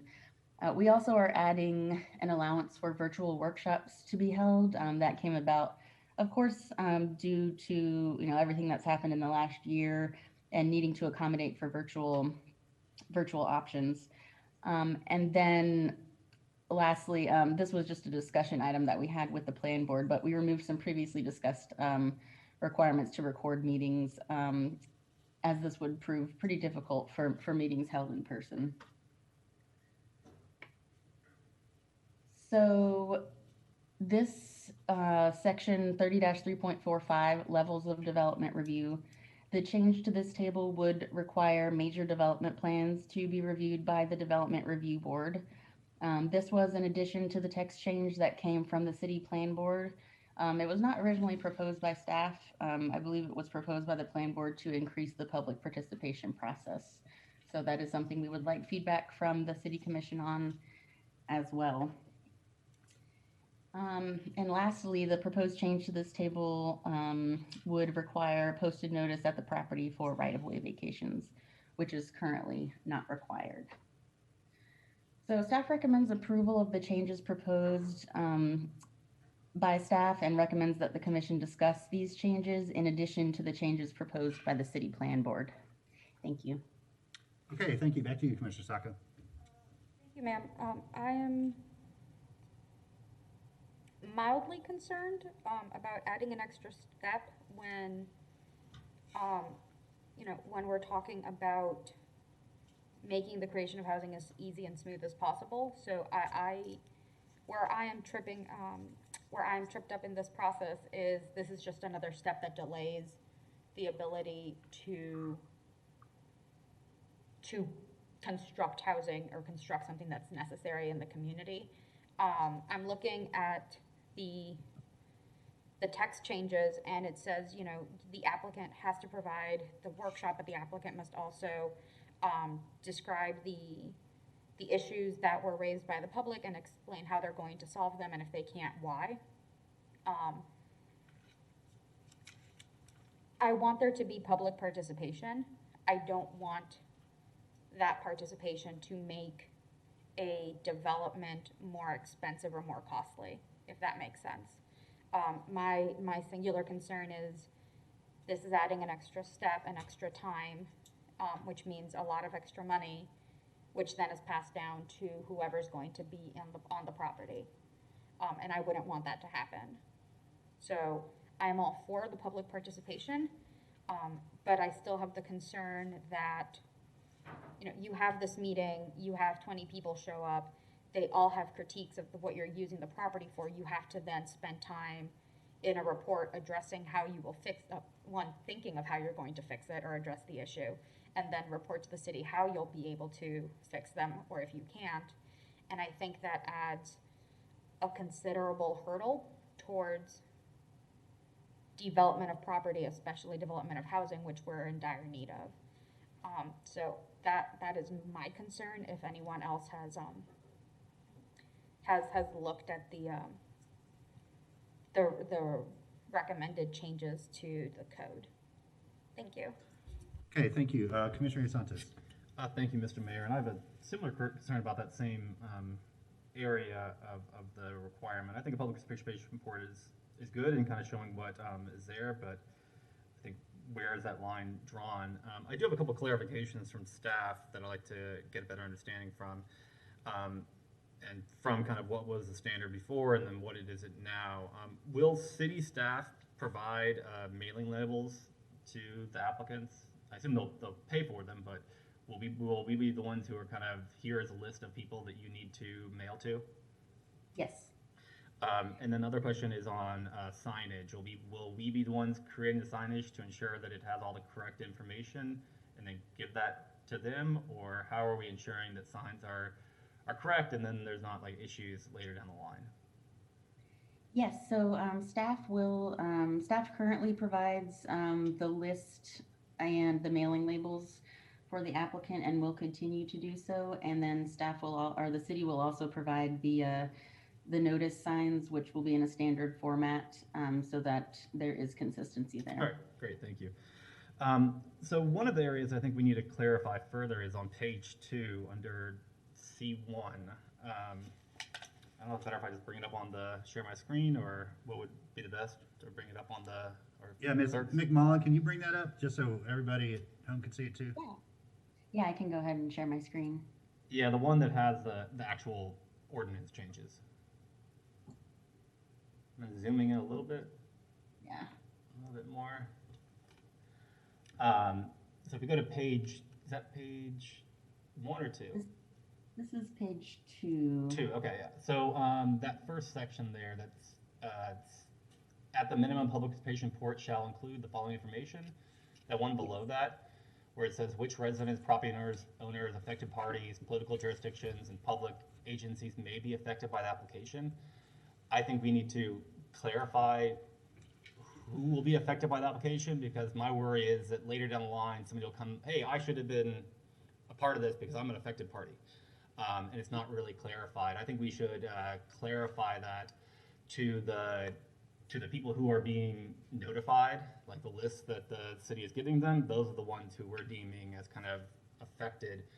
And I think that having that clarity will reduce issues later down the line. With people coming later and saying, I should have been a part of this and I wasn't.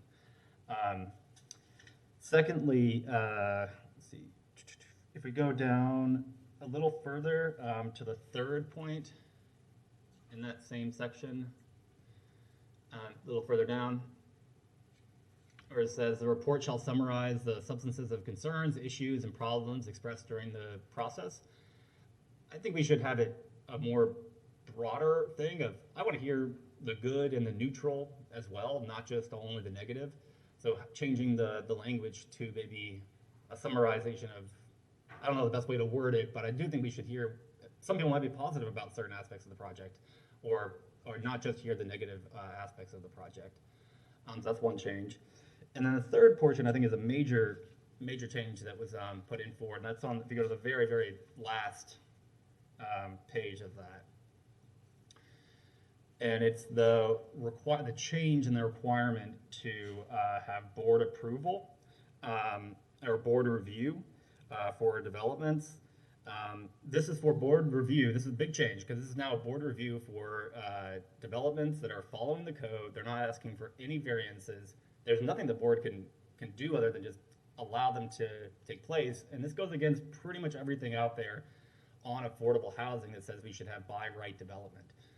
If they're asking for a variance or they want changes, yes, they should go to a board. But this is for projects that are following the code, and having to go for the board goes against the housing report that we just got last week, goes against Obama's report that he put out before, every other kind of report that's out there says there should be by right development. I think this will create a significant burden, increase the cost, and increase the time, and will increase the cost of housing, and it's been shown that that's been the case.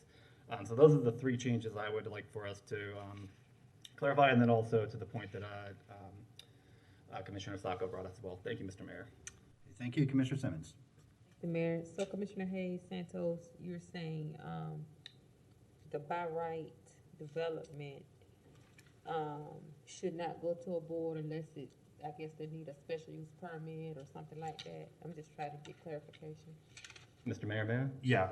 Yes, that is correct. If the development's following all the codes and the laws and everything, we shouldn't now force them to go to a board, because it's just going to cost a lot more money and delay the projects. And all the data out there shows that by adding an extra step, it increases the cost of housing.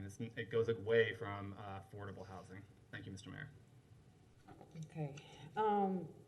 The question I had was early on in the presentation, and I think you said that you wanted to do away with advertising in the newspaper. Did I hear that correctly? Because it was too costly. Yeah, so we had heard from quite a few people when we took this to the city plan board that in their experience, the people that they were seeing come to these neighborhood workshops were not finding out about it through the newspaper. So we kind of have the feeling that it's sort of an outdated requirement, since we have so many new technological options these days. And we're also working on a sort of an app or a program with our GIS analyst to provide for a map that would be available for the public to view, hosted by the city, that would notify people of neighborhood workshops as well. So, you know, overall, we're just trying to move to a more technologically friendly requirement, and not requiring something that's very costly that hasn't been very effective. Yeah, I kind of agree, but I would disagree too. And the reason why I disagree is because we do have neighbors that do not have access to technology such as internet, and may not have the wherewithal to download an app or get on an app and see what's going on in their community. And some of them depend on the newspaper just to get that information. So I don't agree with that portion of this. I think we need to keep that in there. Maybe we need to look at, I don't know, legally, what can we do? Maybe text size or word wise to lower the cost of putting that in the newspaper. But I just think that would not help our cause as a city government if we take an option such as newspaper out of the equation. A lot of our neighbors would miss out on some important information. So I do not agree with that. That needs to remain. And listening to Commissioner Hayes Santos, the question that I asked about the by right, again, I totally understand that. I totally get that. But I think too, depending on a certain, you may have a by right, you can probably do something by right, but what if someone that's in a community or nearby having a concern about the zoning or something that's attributed to whatever's going to be built up? So how would they address that? You know, how if I have all these different uses and someone wants to come in and develop it by right, they can do so, and I have no opportunity to have a conversation or go to a mediary. I mean, I'm trying to figure this one out. How can we get people involved to a point where they can ask those questions, they can have that conversation? And I don't know if this addresses, what this doesn't address that. That does the total opposite. But I understand where you're coming from. I totally get it. But at the same token, there's another piece to it. And how do we address that? And I think we have to really look at carefully how we craft that language in this. But I think it can be done. We just have to look at it and see how we can do it. Thank you, Mayor. Thank you. Commissioner Johnson. Thanks, Mayor. It's no secret that I often departure from some of my colleagues with the way that I view development in the city. And I will say for the record that it seems to me that there are two separate issues going on here that we need to consider. One, which is what I'm hearing from Commissioner Sacco and Commissioner Hayes Santos, is the bottom line of the developers. And then there's the second piece of this, which is the knowledge of our neighbors about what is happening in their own neighborhood, and the availability of information and the input that they might have into their neighborhoods. And to me, it is much more important to have a very transparent process when it comes to development, which is part of equitable development in neighborhoods. And I'm going to, I have a question, because this came up in a letter from Terrell Arline, and I'm going to read a portion of this and ask for some feedback. It says, as a land use lawyer practicing statewide for over 40 years, it is my opinion that the City of Gainesville's delegation of authority to issue final approvals of major development projects to the TRC is extremely unusual amongst Florida's local governments. Most importantly, perhaps, is the system of putting administrative staff in charge of making major development decisions without notice and public hearings is unconstitutional and is not consistent with well-established case law. And he goes on to explain. Do you want me to continue reading, or can I get some feedback from both either our Sustainable Development Director or Nicole Shalley about this? Yeah, I'd love to hear from both of you, especially on the claim that it's unconstitutional, Ms. Shalley. That's a strong claim that I would imagine. I'd be surprised if it hadn't been challenged, if that were the case, or if there was case law on it that did determine it's unconstitutional, why we were still doing it. So that's one part. And then I think if I hear the other part of your question right, Commissioner Johnson, it's about the whether how many cities do it this way versus don't. That are we the unusual one in that it doesn't go through a board approval process compared to most other cities in Florida. Is that right? Yeah, and that's correct. I'm also just going to read one more paragraph, which will provide further clarification. In most jurisdictions in Florida, development orders for large projects are subject to one and often two noticed public hearings. In many places, the elected officials themselves issue the final development orders based on review by staff and often upon recommendation of a board of appointed members. While some local governments allow staff to administratively approve some types of minor development, in virtually every jurisdiction I'm familiar with in these instances, the TRC notices its meetings and allows public input. Also, in most places, proposed large development projects are publicly noticed and a public hearing is held before an elected or appointed board where citizens and affected persons may appear and be heard on the proposed development. Because that's the end. What's happened recently is that neighbors have had to spend thousands upon thousands of dollars because they weren't aware of what was happening at the beginning of the project. So not only are we, I think, doing a disservice to our neighbors in one way and not advocating and not informing them early enough, but we're also putting them at a disadvantage. And is that something that we want to do in service of the bottom line of developers? Because it's going to be a little bit more expensive to maybe let the public know what's going on in our city. Okay, so let's start with Ms. Shalley on the constitutionality question, and then we'll go to Andrew Persons for the sort of, best practices or standard practices around the state. Hi, Mayor and Commissioners. I'm not aware of anyone having challenged our code on those grounds, that the delegation of review and decision-making authority as set forth in the city's code is unconstitutional. Certainly our office would defend the current code if it were challenged. But if the City Commission is interested in revising that portion of the code, you can certainly do so. Okay, thank you. Mr. Persons?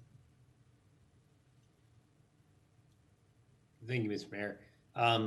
Yeah, I think in a similar sort of vein to what the city attorney indicated, development review processes are largely controlled by statute, but also by the local jurisdiction. So, for instance, not too long ago, we did have different kinds of plans go as a matter of right or a matter of course to the Development Review Board. That's something that we had in the city's code as of 5 years ago. One thing that I think is worth clarifying is whether a project is reviewed by staff or whether a project is reviewed by a appointed board like a development review board. The standards of a review are the same. Those board members, just like staff, can't sort of just use their own sort of personal discretion or feelings or bring in sort of outside considerations that aren't specifically laid out in the land development code.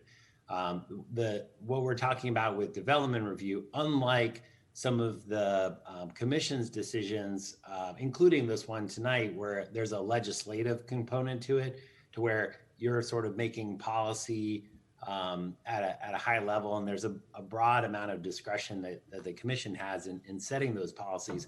When you get down to the level of applying development review, where you're applying adopted regulations to development, a lot of that discretion is eliminated.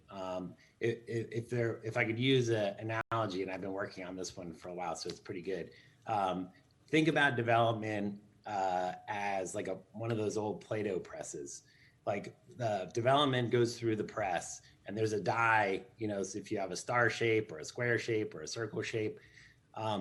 What I would say is, I think how the city designs that die is really, that's the crux of that legislative decision. Like, you want to make sure that die is perfect for the shape that you're trying to produce. And we can, and there's a lot of discretion that is, as a city, we can use to decide how we want that die to do or to be. But the idea is that once you set that die and you start pushing that Play-Doh through, that's where, like, there's limits and there's restrictions about sort of renegotiating that die every time you're pushing Play-Doh through it. And I think that's where it's important that as a body, like, you can decide, okay, we're going to go back to having these development plans go through board review.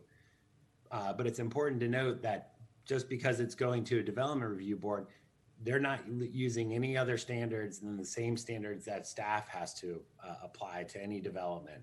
So that's something I did want to touch on, because I think it's an important distinction. Back to you, Commissioner Johnson. Yeah, and I'd just like to add that just because something has not been challenged does not mean that we should not be doing things differently in the city. And just because something I'd like to add is that the people that have the resources and time and effort to challenge these kinds of problematic issues aren't necessarily the neighbors. So the pushback is going to come from developers who have a full-time staff of attorneys to come back and say, this doesn't really work for us. So, we will either, push back on the commission, or we will, do something a little bit more drastic. It's not going to come from, neighborhood organizations and, Mrs. White on the corner whose house is being demolished because of, a student development is coming in that she didn't know about. And to me, this process is more about, not about, make the die and, the wonderful way that Andrew described it, but it's more about the transparency and the public hearing and the neighbors and us knowing how development is happening in the city without having to click on a first request, I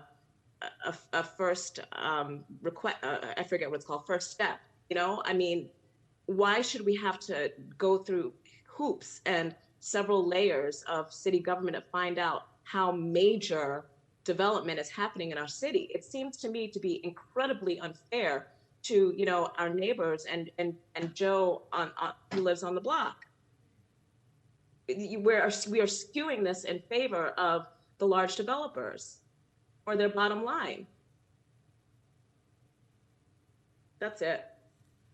Okay, thank you. Back to Commissioner Santos. Thank you, Mr. Mayor. I want to make housing cheaper.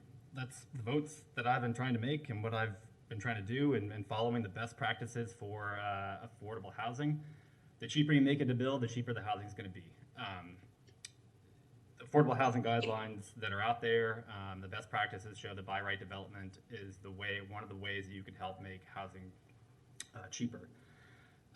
Commissioner Simmons, I hear your concern. That's one of the ways that I used to be able to look at developments and see what's happening. I have a question for staff on, is there a way to make that requirement cheaper or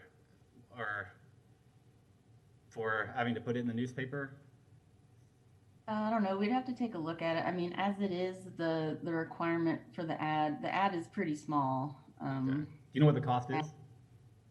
For the Not off the top of my head. I could try to find out.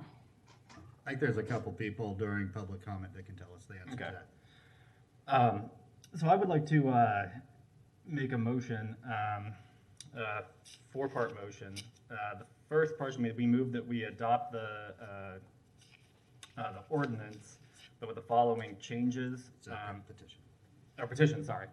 And I don't know if I want to bring it up on the screen again, just so we can be clear about where like to request these changes.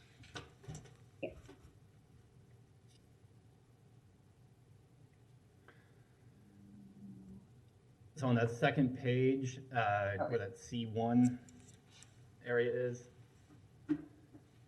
yeah, that we, on C1A, that we more clarify that section to the people that are already getting noticed. So I think people in 400 feet and the other ones that city staff has said that they should be as part of the notice category, just to clarify that. The second portion is down to the third section of that page. The report shall summarize the substances of concerns and issues. I think we should make that broader and have it both good, neutral, and negatives of it. I don't know the best way to word that, but staff can work on that third portion. And then the third portion, I think we should remove the requirement to have board approval for major developments that are by right. And then the fourth one, I would like staff to look at the newspaper requirement, and maybe is there a way to make it cheaper or to have that added as well. Okay, there's a motion. Is there a second? Okay, motion dies for lack of a second. Commissioner Sacco. Question for staff.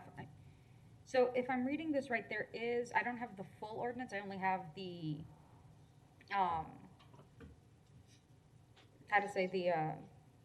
the proposed changes to it, but my understanding is there is a notification process already in place.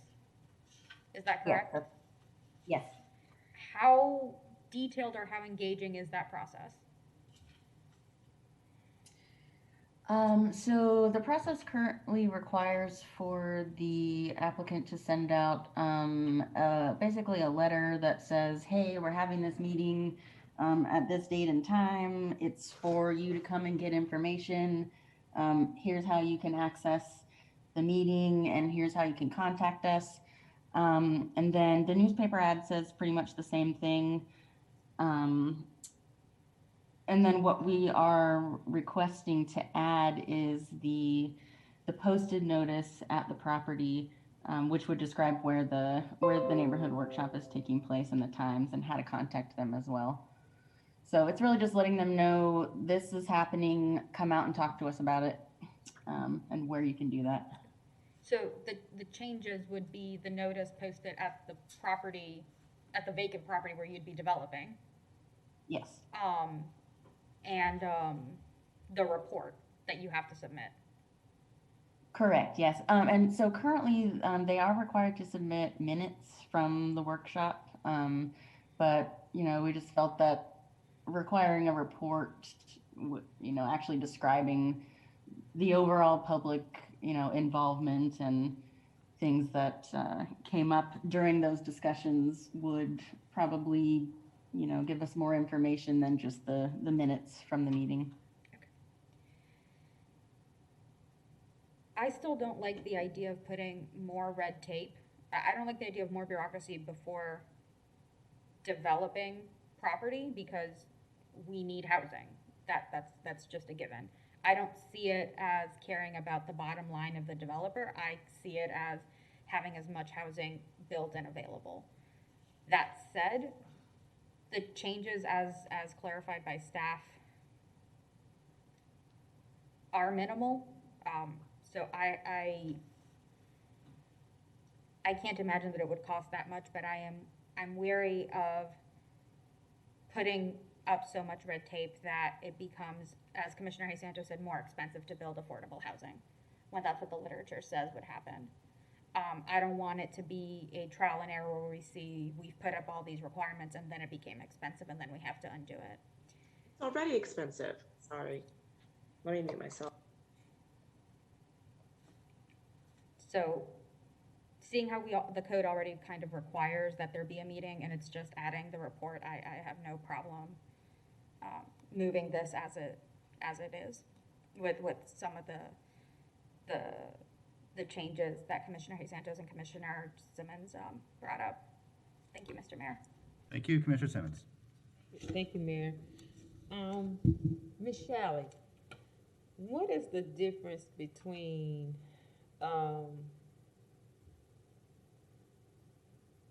shall be, SHALLB, and should be? What's the difference between those two words, should and shall? The old shall and should, yes. Well, what's the difference? Just a couple letters, but a big difference. Ms. Yeah. Sally? Thank you, Mayor and Commissioners. Shall is a mandatory term, and should is more of a nice to do term, that it's what we would prefer for you to do or that you should do, but you're not required to do. Okay. If we look at C, the last page, letter B. I'm sorry, not that page. The last page of the petition, the public participation plan. Letter B, it says the workshop shall start between 6 o'clock p.m. and 8 o'clock p.m. on a weekday or between 9 o'clock a.m. and 5 o'clock p.m. on a weekend. All required workshops shall be held prior to submittal of the application. Now, what I have a problem with is the next line, the following sentence, where it says a video or audio recording of the meeting should be available upon request. That should say shall be available upon request. And I have a problem with this sentence as it states should be. Because if we're going to be transparent, which we keep saying, transparency, if I ask for, or this commission asks for an audio recording or video recording, and Ms. Shalley just stated shall be, it's mandatory, then I think that needs to be shall be available, because this is serious. This has implications. This changes people's lives. And so, for me, shall and should, well, shall should be instead of should in this particular sentence. That needs to be changed. And what I keep hearing, and I just want us to really get a real broad view of what we're saying and how we're using the word affordable housing. That's all I just keep hearing up here is we want to make affordable housing. We want to do this because affordable housing. But this participation report or this participation plan is for all development, not just affordable housing. And so we have to stop using affordable housing as the word of the day. We all want to do affordable housing, but this participation plan is all development in addition to affordable housing. So how does this participation plan, how does that play a part in all of our development? And so we have various developments. We have all types of developments. And so the question is, does this one size fits all? Is this the right mechanism to use for all the development that we have? So that's a question that we need to seriously think about. Do we need to have one size fits all participation plan for all types of development in this city? Let's think about it. Maybe if someone is coming and they want to build affordable housing or residential housing, we have a set of plan, a participation plan set for that. if someone wants to come in and build multifamily, commercial, retail, mixed use, let's have a set participation plan for that. But we cannot, this is not a one size fits all argument. So I just want to bring that to the table. You know, this, maybe we need to really think about this a little. Bring this back. Let's get some more options. Because what I'm seeing right now, it's not fitting into the whole need of what we're trying to do. It's patchy in certain areas. It's not making sense in certain areas, and we're not on board. There's some division within us about this. So let's take this. Let's look at this. Put it on ice for a little while. Come up with some other strategies and some other solutions, and figure this thing out. Thank you, Mayor. Thank you, Commissioner. Ms. McMullen, did you want to get in here? Yes, I just wanted to clarify that I believe that the document that Commissioner Simmons was looking at is the draft that went to the City Plan Board. That line about providing a recording was taken out in the final version that we are presenting here tonight. Just clarification. Okay, thanks. So I'm guessing, Commissioner Simmons, you'd like it added back in, and you'd like a shall in front of it instead of a should, if I heard you correctly, which I agree with. Commissioner Ariola? Mayor, I just wanted to jump in before you had your thoughts. I just want to really quickly summarize where I would like for us to be. And having been on the commission, having been a part of some of these major changes, I've seen the intended consequences that are good, and I think I've seen the unintended consequences that have been, in my view, negative. So for one, I think the proposed changes to public participation are positive. I do think that there needs to be a little bit of update in how people access. I don't want us to only digitize it and only make it virtual. I mean, obviously the pandemic makes it so that that would be the preferred route, but I don't think that we should give up on the more traditional workshops and notifications. So I'm in favor of all of those.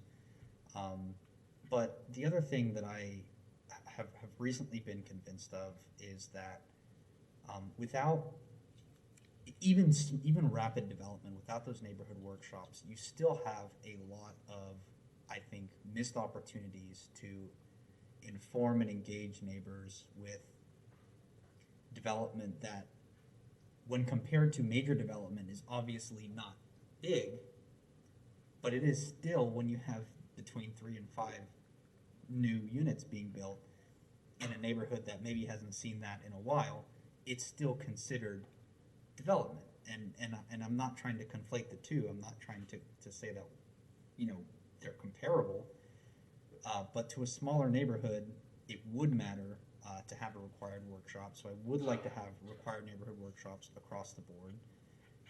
And I'm not convinced that requiring board review is such an onerous proposition that development will not happen, or that the cost will be so exorbitantly affected that it would no longer be affordable. And, you know, to Commissioner Simmons' point, we're not just talking about affordable housing, we're talking about all development. I'm prepared to move forward with those changes. So I would like to move that we accept the public participation changes to the petition, and that we require neighborhood workshops for all forms of development, and that we also require board review for all forms of development to the DRB. Second. Okay, motion by Commissioner Ariola, seconded by Commissioner Johnson. I like Commissioner Simmons' idea because I think there are just some real chasms between where we are and where we feel like we need to be. And Commissioner Johnson's right. There are two competing goals here. And often when you have more than one clear goal, then it gets complicated. And it doesn't mean that either goal is not important, but they create friction with one another. Every recommendation you read on what cities can do to help facilitate lowering the cost of housing, at the top of the list is simplifying and streamlining review and approval process. That is one, frankly, of the only tools that cities and counties have. There's a few other things that we can do, but we can't control market demand and we can't control market supply to any great degree. We can nibble around the edges. We can't control the cost of building materials, but we can control that part of development that very often means the difference between something that can be built and financed and not. And so doing things that add to those layers of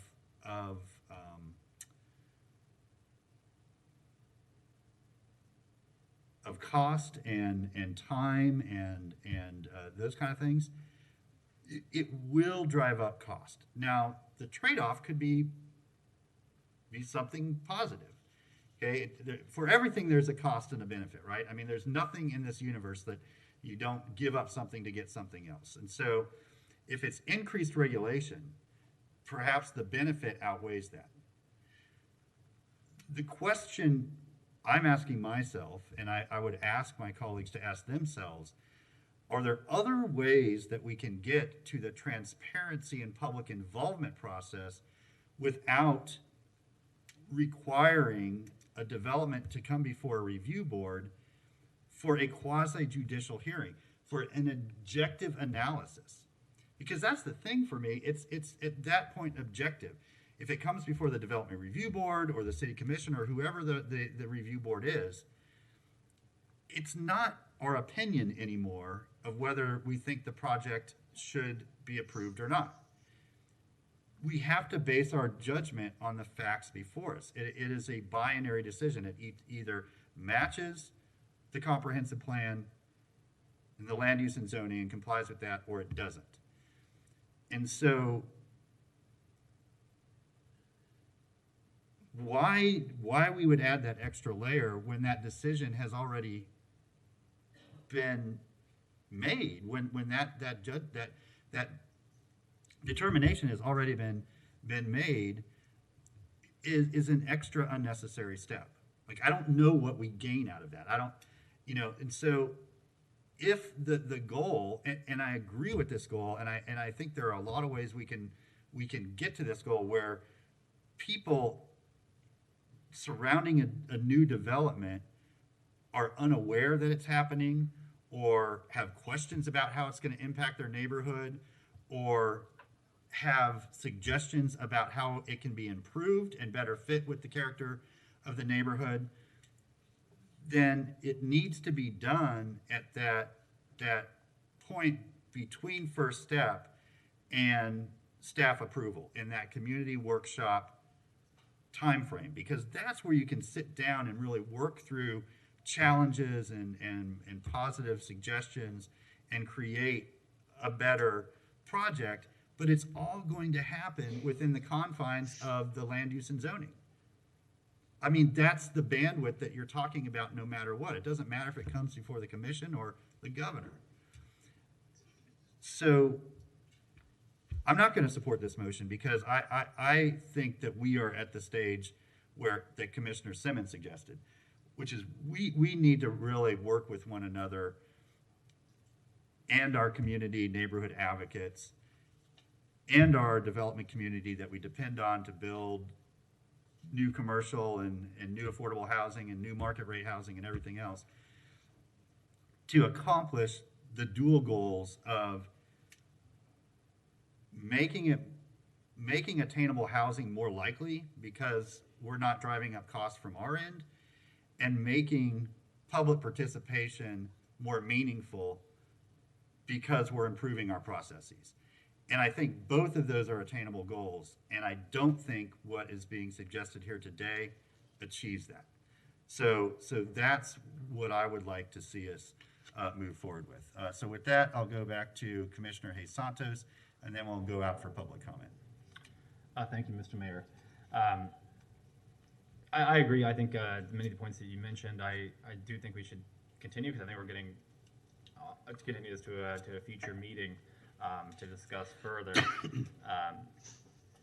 Zoning is where we should make these decisions. That's where we decide on what a place should look like and a property should look like. We should change our zoning to match what we want. Once we get that, then it should be an easy process, but that's where we should be spending our time on making sure the zoning is the right for those areas. And that's where you can make it the simplest.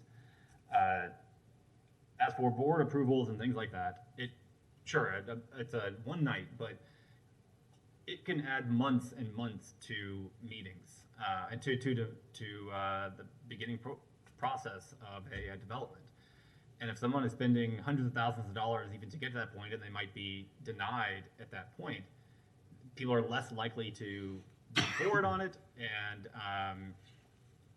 more likely to have to increase the cost of what they're going to have to charge for housing to take that risk for that development, because now it's a riskier thing for the developer to do. So I'm going to not support the motion, and I do support us continuing to a future meeting. Thank you, Mr. Mayor. Okay, so Adam, let's go over to you for public comment. Thank you, Mr. Mayor. There's nobody on the lines at this time. The floor is yours. Okay, thank you. Commissioner Johnson? Thanks, Mayor. So I am going to support the motion, and I'm going to do a little bit of tea leaf reading here. So I think that we are going to continue this to a future meeting. We're going to get more information, and then we're going to decide not to go through with the change with the Development Review Board. Because if we are deciding that we want, and this is just based upon experience, right, by now, is that we will just delay. We will delay until we decide not to go through with it. So I'm just going to do that little bit of tea leaf reading, but I'm going to support this motion. Okay, thank you. And I see a couple hands up. I guess this is new for our process, but we will take public comment, I guess, through Zoom. But you're going to be held to the same 3 minute time limit. So I will start with Mr. Diedenbach. Welcome. Thank you. Can you all hear me okay? Yep. Great. Well, I long for the day to be back in the auditorium with you and being a collaborative part of this discussion. I would like to say, as a starter, I greatly appreciate and I wholeheartedly support with the direction that Commissioner Johnson is traveling. But I have to say, as in Andrew's words of the Play-Doh press or the fuzzy pumper, the place to get the best input on a project is not at the final aperture of development. It's at the front. A question was asked earlier, what's it cost to put an ad in the Gainesville Sun? It's about $1,000. I would love the opportunity, and I would volunteer myself, and I would volunteer others in my staff who do multiple neighborhood workshops every month to help the city in a stakeholder process. I'm a little bit surprised that in an item that you are hearing that is about increasing public engagement, and it's a code change, that there was no notification or solicitation for public engagement about changing the code as it relates to the development plan review process at the end. Factually, that table was put on or foisted onto the end of the neighborhood workshop process at the very end of the discussion. So there are many people that didn't know that was there, but for probably Ms. Sutton, your plan board chair, and myself, who was attending the meetings, and Mr. Brian Harrington. I agree that this should be put on ice for a short period of time because, as Commissioner Simmons said, the best decisions are made when there is early and often input on the project. And just as the mayor stated, when you're trying to do something by a patch and plug method at the end at the DRB meeting, that is too late in the process. You've already been through hundreds of thousands, if not millions of dollars to get a project to that point And that's not the point where people are going to make changes, because professionals have already focused on following the code and following the comprehensive plan to get to that point. So again, I'd volunteer to be on a mayoral appointed blue ribbon committee, whatever you want to call it, or a stakeholder focus group, and bring the factual empirical data about how much we spend. I don't want to volunteer Ms. Sutton at EDA, but I know that they spend tens of thousands of dollars on their process.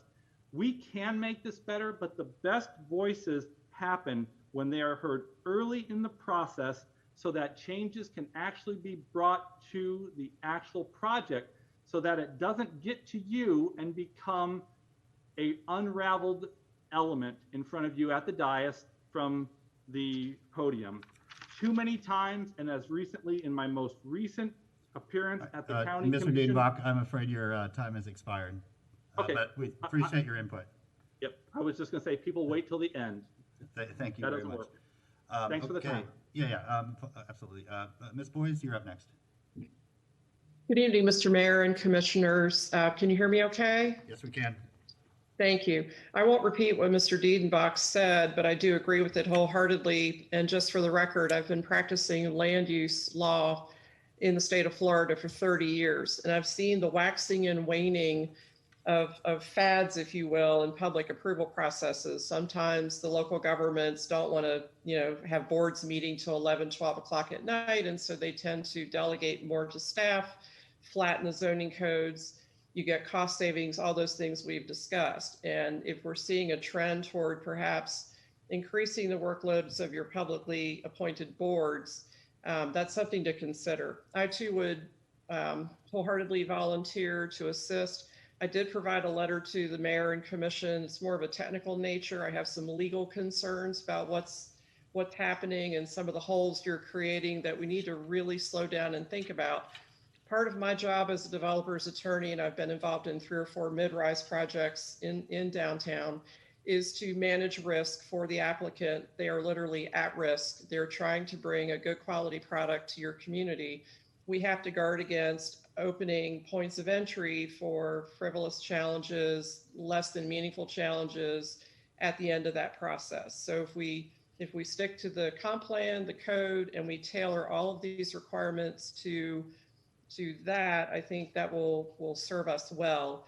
I also want to caution against putting the onus on the applicant to identify potentially affected parties. We can't speculate how projects will affect every resident, business owner, or agency in all of the city of Gainesville. I would much prefer, on behalf of my clients in the regulated community, to be given a list of agencies, or a list of, broaden the mailed notice, if you will. But that notification is statutorily required of the city, not of the developer, and I don't think you can delegate that to us.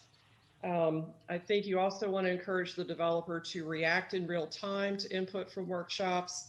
You want to give them that fluidity and flexibility to make tweaks to their application.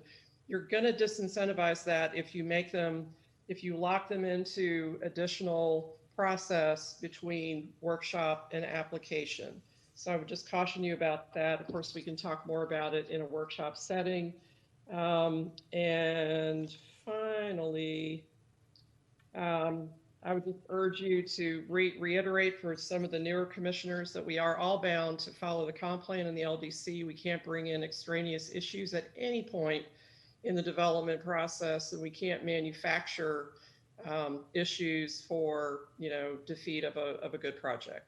And with that, I would be happy to answer any questions. Okay, thank you. Okay, thank you, everybody. We will turn back to the commission and go to Commissioner Ward. Thank you, Mr. Mayor. I would like to see more conversation about how we can do this in a way that makes sense. And by makes sense, I mean doesn't add confusion to neighbors and doesn't add cost to people trying to build something. And I'm most concerned with not huge developments, not large things, but with the smaller things, the missing middle folks.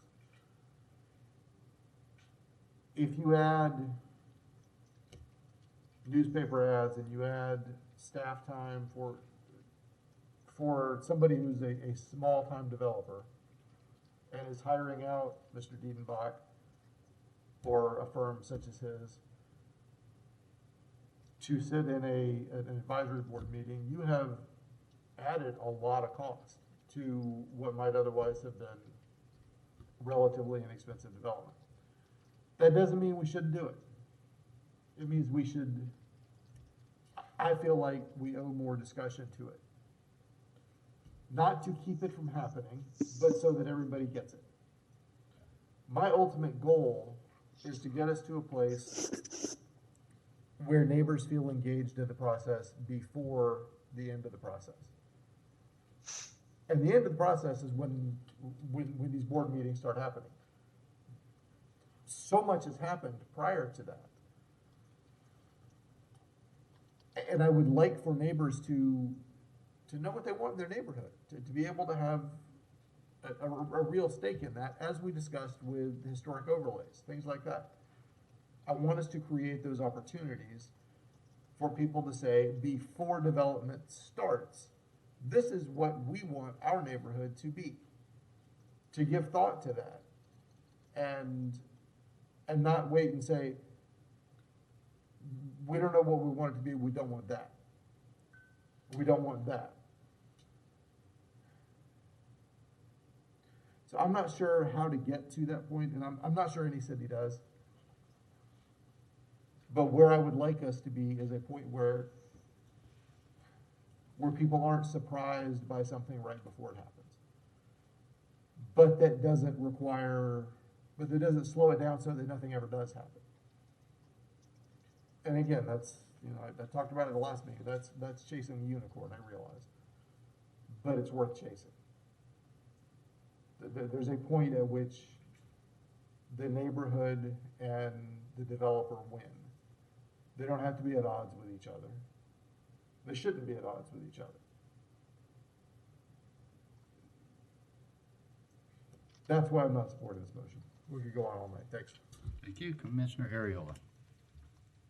Thank you, Mr. Mayor. Is there this is, I guess, a question for Mr. Persons. Is there a way in which the board review process can happen also at the beginning before there's the whole rollout of everything that's attendant to the development? Not like because obviously the DRB meeting at the end is to review the criteria and whether or not it follows the plan, and that meeting would have to occur. But is it possible to have, in the same way that we have, plenty of preliminary conversations on the city commission, is it possible to have preliminary meetings for the DRB as well? Yeah, I would say probably not. I mean, occasionally with certain boards, there may be a conceptual, like a conceptual review that comes before like a board, but it's not any sort of binding anything. It would, I mean, generally I would say no. Yeah. Okay, but you could. It could be done. You could have those meetings, because I think there was a comment earlier about the general philosophy is, are we going to increase the workload on the publicly elected boards, appointed boards, that is? And the answer is yes. That's the direction that we are trending towards here in Gainesville and with this commission. And so in this particular case, the reason why I'm moving forward with this motion is because in the years since we passed that major land development code change, we have seen unprecedented growth in development, which is good for this city. But with that, we have also seen far too many points of contention and confusion among residents who I believe, and we had it the other day with Masonic Lodge, I believe both that the effort was made to reach out and that they also didn't get that effort. I believe that there's just a disconnect that's happening. And so I think that by adding more public meetings, you are at least offering more opportunity to bridge that disconnect. So I'm okay if my colleagues want to vote this down.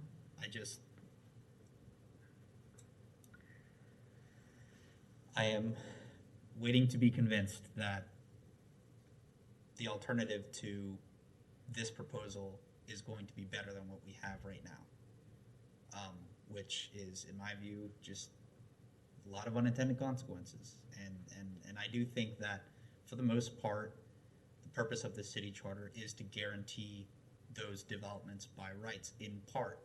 The city charter is worth its weight by giving people the right to their property and what it allows them to build. I agree with that.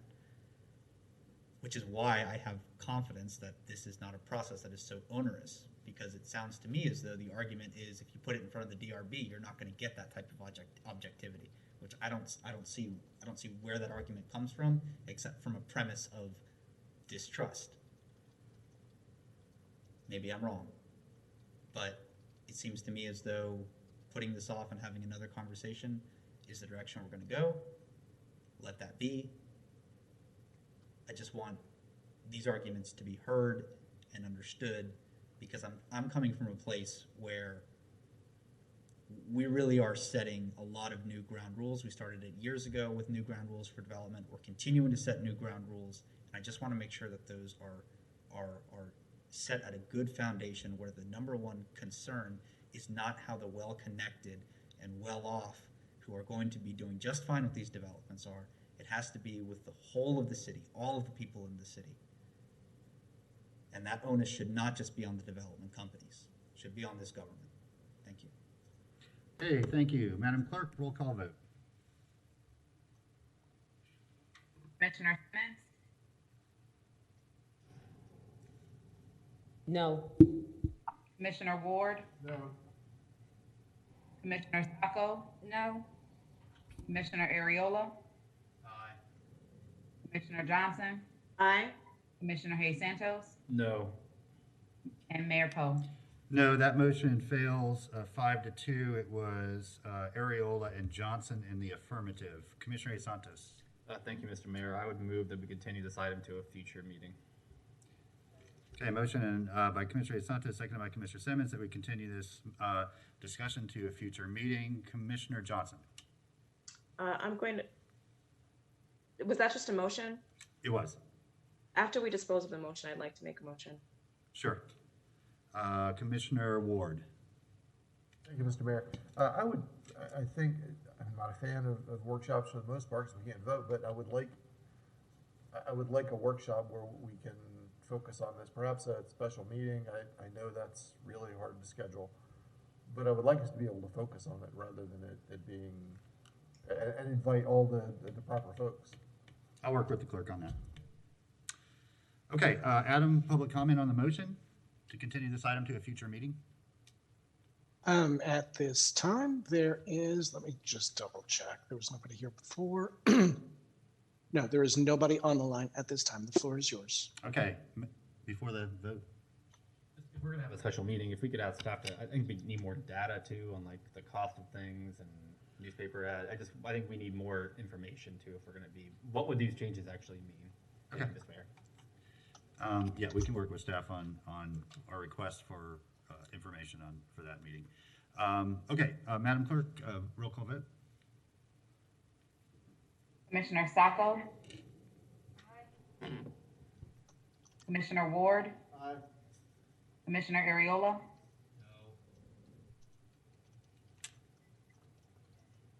No. Commissioner Santos? Aye. Commissioner Johnson? No. Commissioner Simmons? Aye. And Mayor Poe. Aye, that motion passes 5-2 with Ariola and Johnson in dissent. Commissioner Johnson? I'm going to move that that staff provide the commission with information about the process for approving major development projects in similar Florida municipalities. Okay, is there a second?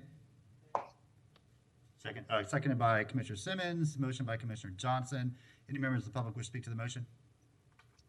No, sir, Mr. Mayor, there's nobody on the line. Okay, back to the commission. Commissioner Johnson, is that the same hand? It is. Okay, Commissioner Santos. Thank you. I don't know if Florida's the best place to look for great development, There's a lot of bad development in Florida, but I guess one of the things is, could we ask for best practices? Because just looking at what similar places do may not give us actual good stuff, but what are the best practices for this? I don't know if that would be. I made a motion. I'd like to stick to that motion. You can make a motion after this. Okay, I'll just ask. Okay, and probably best to stick to Florida since we are under Florida Building Code guidelines. It's different in every state. Okay, any members of the public wish to speak to the motion? Yes, sir, Mr. Mayor, there's nobody on the line. Okay, then back to the commission for a roll call vote. The motion is to have staff bring back this process in, what was the adjective? What Florida cities? Comparable? The process for approving major development projects in Florida and similar Florida municipalities. Similar Florida municipalities. Okay, Madam Clerk? Commissioner Simmons, Aye. Commissioner Ward, Commissioner Sacco, Aye. Commissioner Ariola, Aye. Commissioner Johnson, Aye. Commissioner Hayes Santos, Aye. Mayor Poe. Aye. Was the expectation, Commissioner Johnson, that the Sustainable Development Department would bring that back, or Mr. Folston's shop? Sustainable development. Okay, thank you. Commissioner A. Santos? Thank you, Mr. Mayor. I would like to move that we ask our sustainable staff to bring back what are the best practices for development review to help create or lower the cost of housing. Okay, motion by Commissioner A. Santos, seconded by Commissioner Sacco to bring back information, I'm going to hope at the same meeting, for best practices on development review with the intention of lowering the cost of housing. Commissioner Ward. Thank you, Mr. Mayor. I wanted to clarify for the last motion and for this motion that we're talking, I assume, but I may not be correct, that it's for the special meeting we're talking about. Yes, all the stuff related to this will be at the same meeting. Okay, thank you. Commissioner Johnson. I would like to say that that best practices is very subjective. So, you know, staff can come back to us with whatever they will come back to us with. But if you ask one set of people, best practices is going to be different from a different set of folks' best practices. Yeah, I hear you. We'll just have to sift through what we think works best for us once we get all that information. Adam, did I ask you for a public comment on this one yet? You did, sir, and there's nobody on the line. Okay, Madam Clerk, roll call vote. Commissioner Sacco, Commissioner Ward, Commissioner Hayes Santos, Aye. Commissioner Ariola, Aye. Commissioner Simmons, Aye. Commissioner Johnson, No. and Mayor Poe. Aye, that motion passes 6-1 with Johnson in dissent. Next item, please. Our next item is the second reading of ordinance 200440, quasi judicial plan development amendment, Alachua Health Services Still Point, an ordinance of the city of Gainesville, Florida, amending ordinance number 080565, commonly known as Alachua Health Services Still Point, plan development located in the vicinity of 2730 Northwest 39th Avenue to allow for a 30-bed assisted living facility and other permitted uses within certain conditions, as more specifically described in this ordinance, providing directions to the city manager, providing a severability clause, providing a repealing clause, and providing an immediate effective date. Okay, any questions or is there a motion? This is the second reading. Commissioner Ariola. Mr. Mayor, I move that we adopt ordinance number 200440 on second reading by title only. Okay, motion by Commissioner Ariola, seconded by Sacco to adopt the proposed resolution on second reading by title only. Adam, public comment? Yes, sir, there's nobody on the lines at this time. Okay. I just have a question. Do we know which, is this going to be District 2 or District 3 for the City Commission? Do we know? It's 2. Okay. Once it gets built, we don't know because it will be redistricted by then anyway, so. Okay, well, I just wanted to know just in case I was welcoming new potential residents. I think there would be no harm in either of you or all of you welcoming them into the city. Okay, Madam Clerk? Commissioner Hayes Santos, Aye. Commissioner Ward, Commissioner Sacco, Aye. Commissioner Ariola, Aye. Commissioner Johnson, Aye. Commissioner Simmons, Aye. Mayor Poe. Aye, that motion passes unanimously. Next item, please. Our next item is the first reading of ordinance 200586, apprentice and disadvantaged worker ordinance. An ordinance of the city of Gainesville, Florida, amending the code of ordinances to create a new Article 11 titled Purchasing Requirements for Certain City Construction Projects in Chapter 2, Administration, for the purpose of establishing requirements for certain contractors to employ apprentices and disadvantaged workers on city construction projects, providing directions to the codifier, providing a severability clause, providing a repealing clause, and providing an effective date. Thank you. Commissioner Ward? Mr. Mayor, do we have a staff presentation or do we need one? Mr. Feldman? I don't think you need a staff presentation, just quick matter of background because the title of the ordinance says it all. The commission has asked us to draft an apprentice and disadvantaged worker ordinance. Originally, we were considering two ordinances. We've combined them into one, and this would require a 10% apprentice and disadvantaged worker program for construction contracts with the city. Okay, thank you very much, Commissioner Ward. Thank you, Mr. Mayor. I move acceptance of ordinance 200586 on first reading by title only. Second. Commissioner Ward made the motion. Commissioner Saka seconded. Commissioner Simmons. I want to say I'm thrilled. All right, thank you. I'll second what she said. Yeah, this is important. A lot of work went into this, and it's nice to be at this point, be even better at the next meeting when we approve it on final reading. Commissioner Sacco? I just have a math question because I'm not very good at that. Is it 10% and 10%, or is it at least 10% of the combined apprentice and disadvantaged worker? Mr. Feldman? The way I read the proposed ordinance, you could satisfy it assuming that your apprentices are disadvantaged workers by the definition, but you would need to have at least 10% and at least 10 of each category, but they could be the same individual. Okay, thank you. Thank And you very I'm much. very excited to see this go forward. Absolutely. Okay, let's go over to Adam for public comment. We have at least one public comment, I do believe. They're coming in right now. We'll do some live screening. Give us 1 second.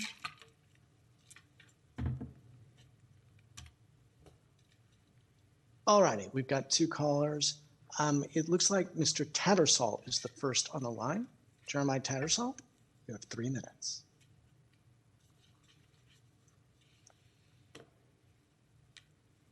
Mr. Tattersall, are you out there?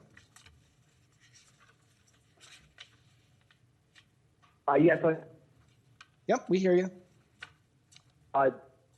sorry about that. There's a little bit of a lag in the live stream. This is Jeremiah Tattersall. I'm with the Alachua County Labor Coalition and the North Central Florida Central Labor Council. This is a very good ordinance. It follows in the footsteps of other good ordinances in St. Pete. Tampa's working on one now, and other places in South Florida.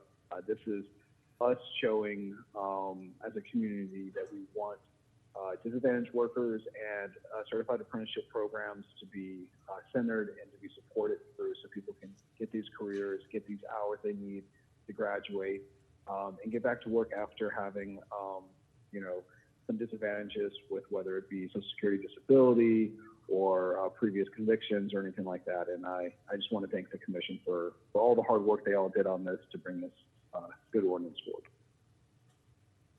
Thank you, Mr. Tattersall. We have another caller on the line, Mr. James Engel. Mr. Engel, you have 3 minutes.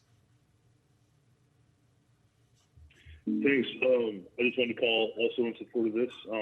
I've been a big fan of apprenticeships for a long time. They've given me a very good life.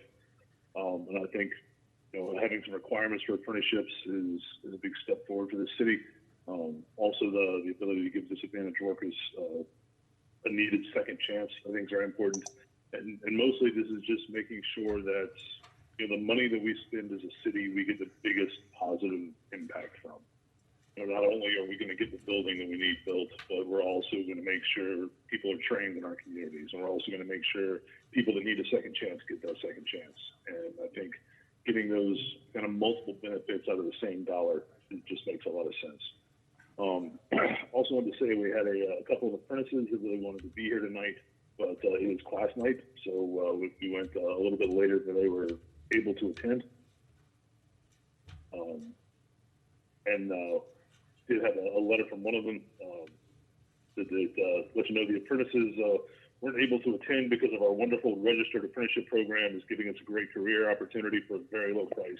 And we hope our tax dollars cause more apprentices to be busy with school and building their careers instead of just being used by contractors and then tossed back to the wolves.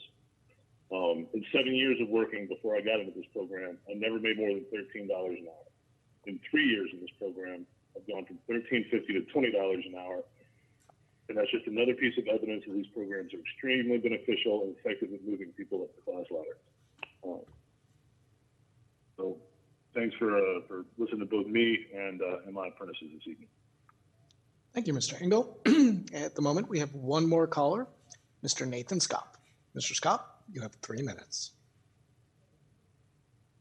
Yes, thank you. Good evening, Mayor, Commissioner Scott. I want to thank Jeremiah and James for calling in. I do support the apprenticeship program. I support the trades. I support organized labor. I do have to question, though, the manner in which this special carve-out is being created. I don't think there's been a fiscal analysis to evaluate the cost impact of the taxpayers from this mandate. I think it would be much more beneficial if the city as a whole, rather than making carve-outs, which could be viewed as, in some aspects not equitable, just came out and said we want to use, the labor unions and trades on all of our city construction contracts. I think, that's a good prerogative. But, it's almost as if there's not a discussion as to the fiscal impact. It's just, rolled up into, we're going to do this and this and this. And, obviously the Labor Coalition has the right to advocate, and I don't think anyone's against the apprentice program. But the apprentice programs, by virtue of being apprentice programs at low cost, allow people to pass, as do the trades, to high-paying jobs.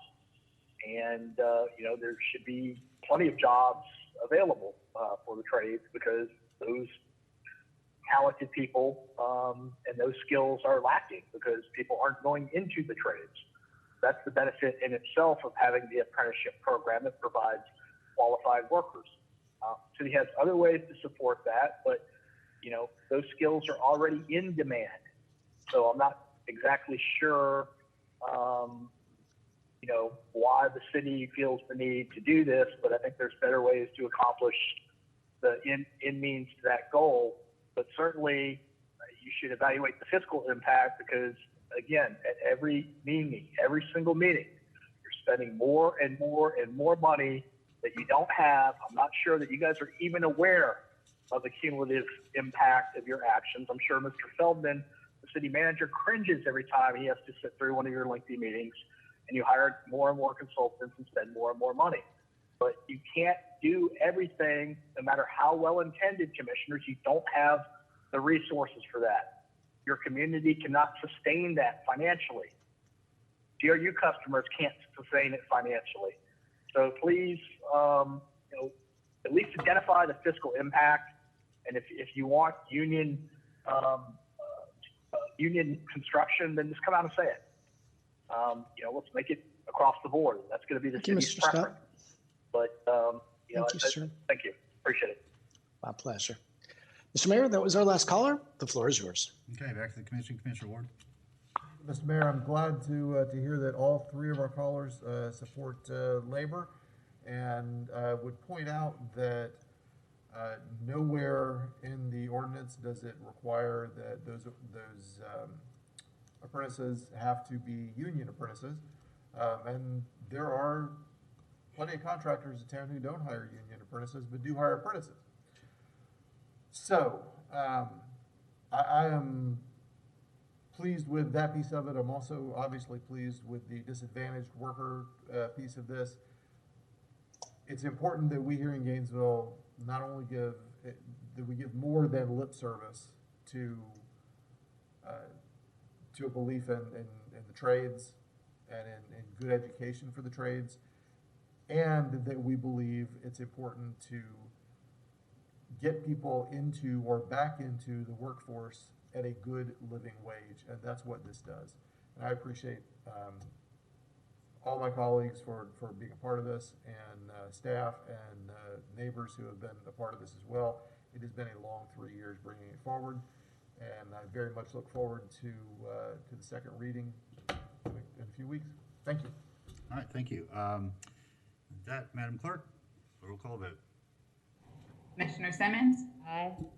Commissioner Ward? Aye. Commissioner Sacco? Aye. Commissioner Johnson? Aye. Commissioner Hayes Santos? Aye. Commissioner Ariola? Aye.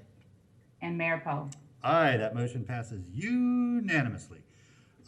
We have reached the end of business today. I do want to remind all of our neighbors that they may start voting in the Gainesville City Commission race. There are 2 seats, one at large, anywhere in the city can vote, and the District 1 seat. That voting starts tomorrow, March 5th, and will last through Saturday, March 13th. It is from, sorry, just got a text. No, I'm sorry. I get easily distracted. Friday, March 5th through Saturday, March 13th, from 9 to 6 p.m., 9 a.m. to 6 p.m. at 4 different locations. The Supervisor of Elections office on Main Street, the Rights Union on UF campus, the Martin Luther King Jr. Multipurpose Center on Northeast 14th, or most of us think of it as on Waldo Road, and the Millhopper Branch Library. So if you go by any of those places and you live in the, if you live in District 1, you can vote in that seat. Anyone in the city can vote at the at-large seat. From Friday, tomorrow, through Saturday, March 13th, from 9 to 6, you can vote. And then the last chance to vote will be on March 16th, 7 to 7 at your regular polling place. And you can find out where that is if you don't know by going to votealachua.com, the Supervisor of Elections site. So we encourage everybody to get out and vote. This will be the very last time we have a city commission race in March. After this, we will be moving to the federal schedule, and elections will be in August and, if necessary, November. So be part of history and one of the last people to vote in a spring election for the city of Gainesville. And with that, we are adjourned.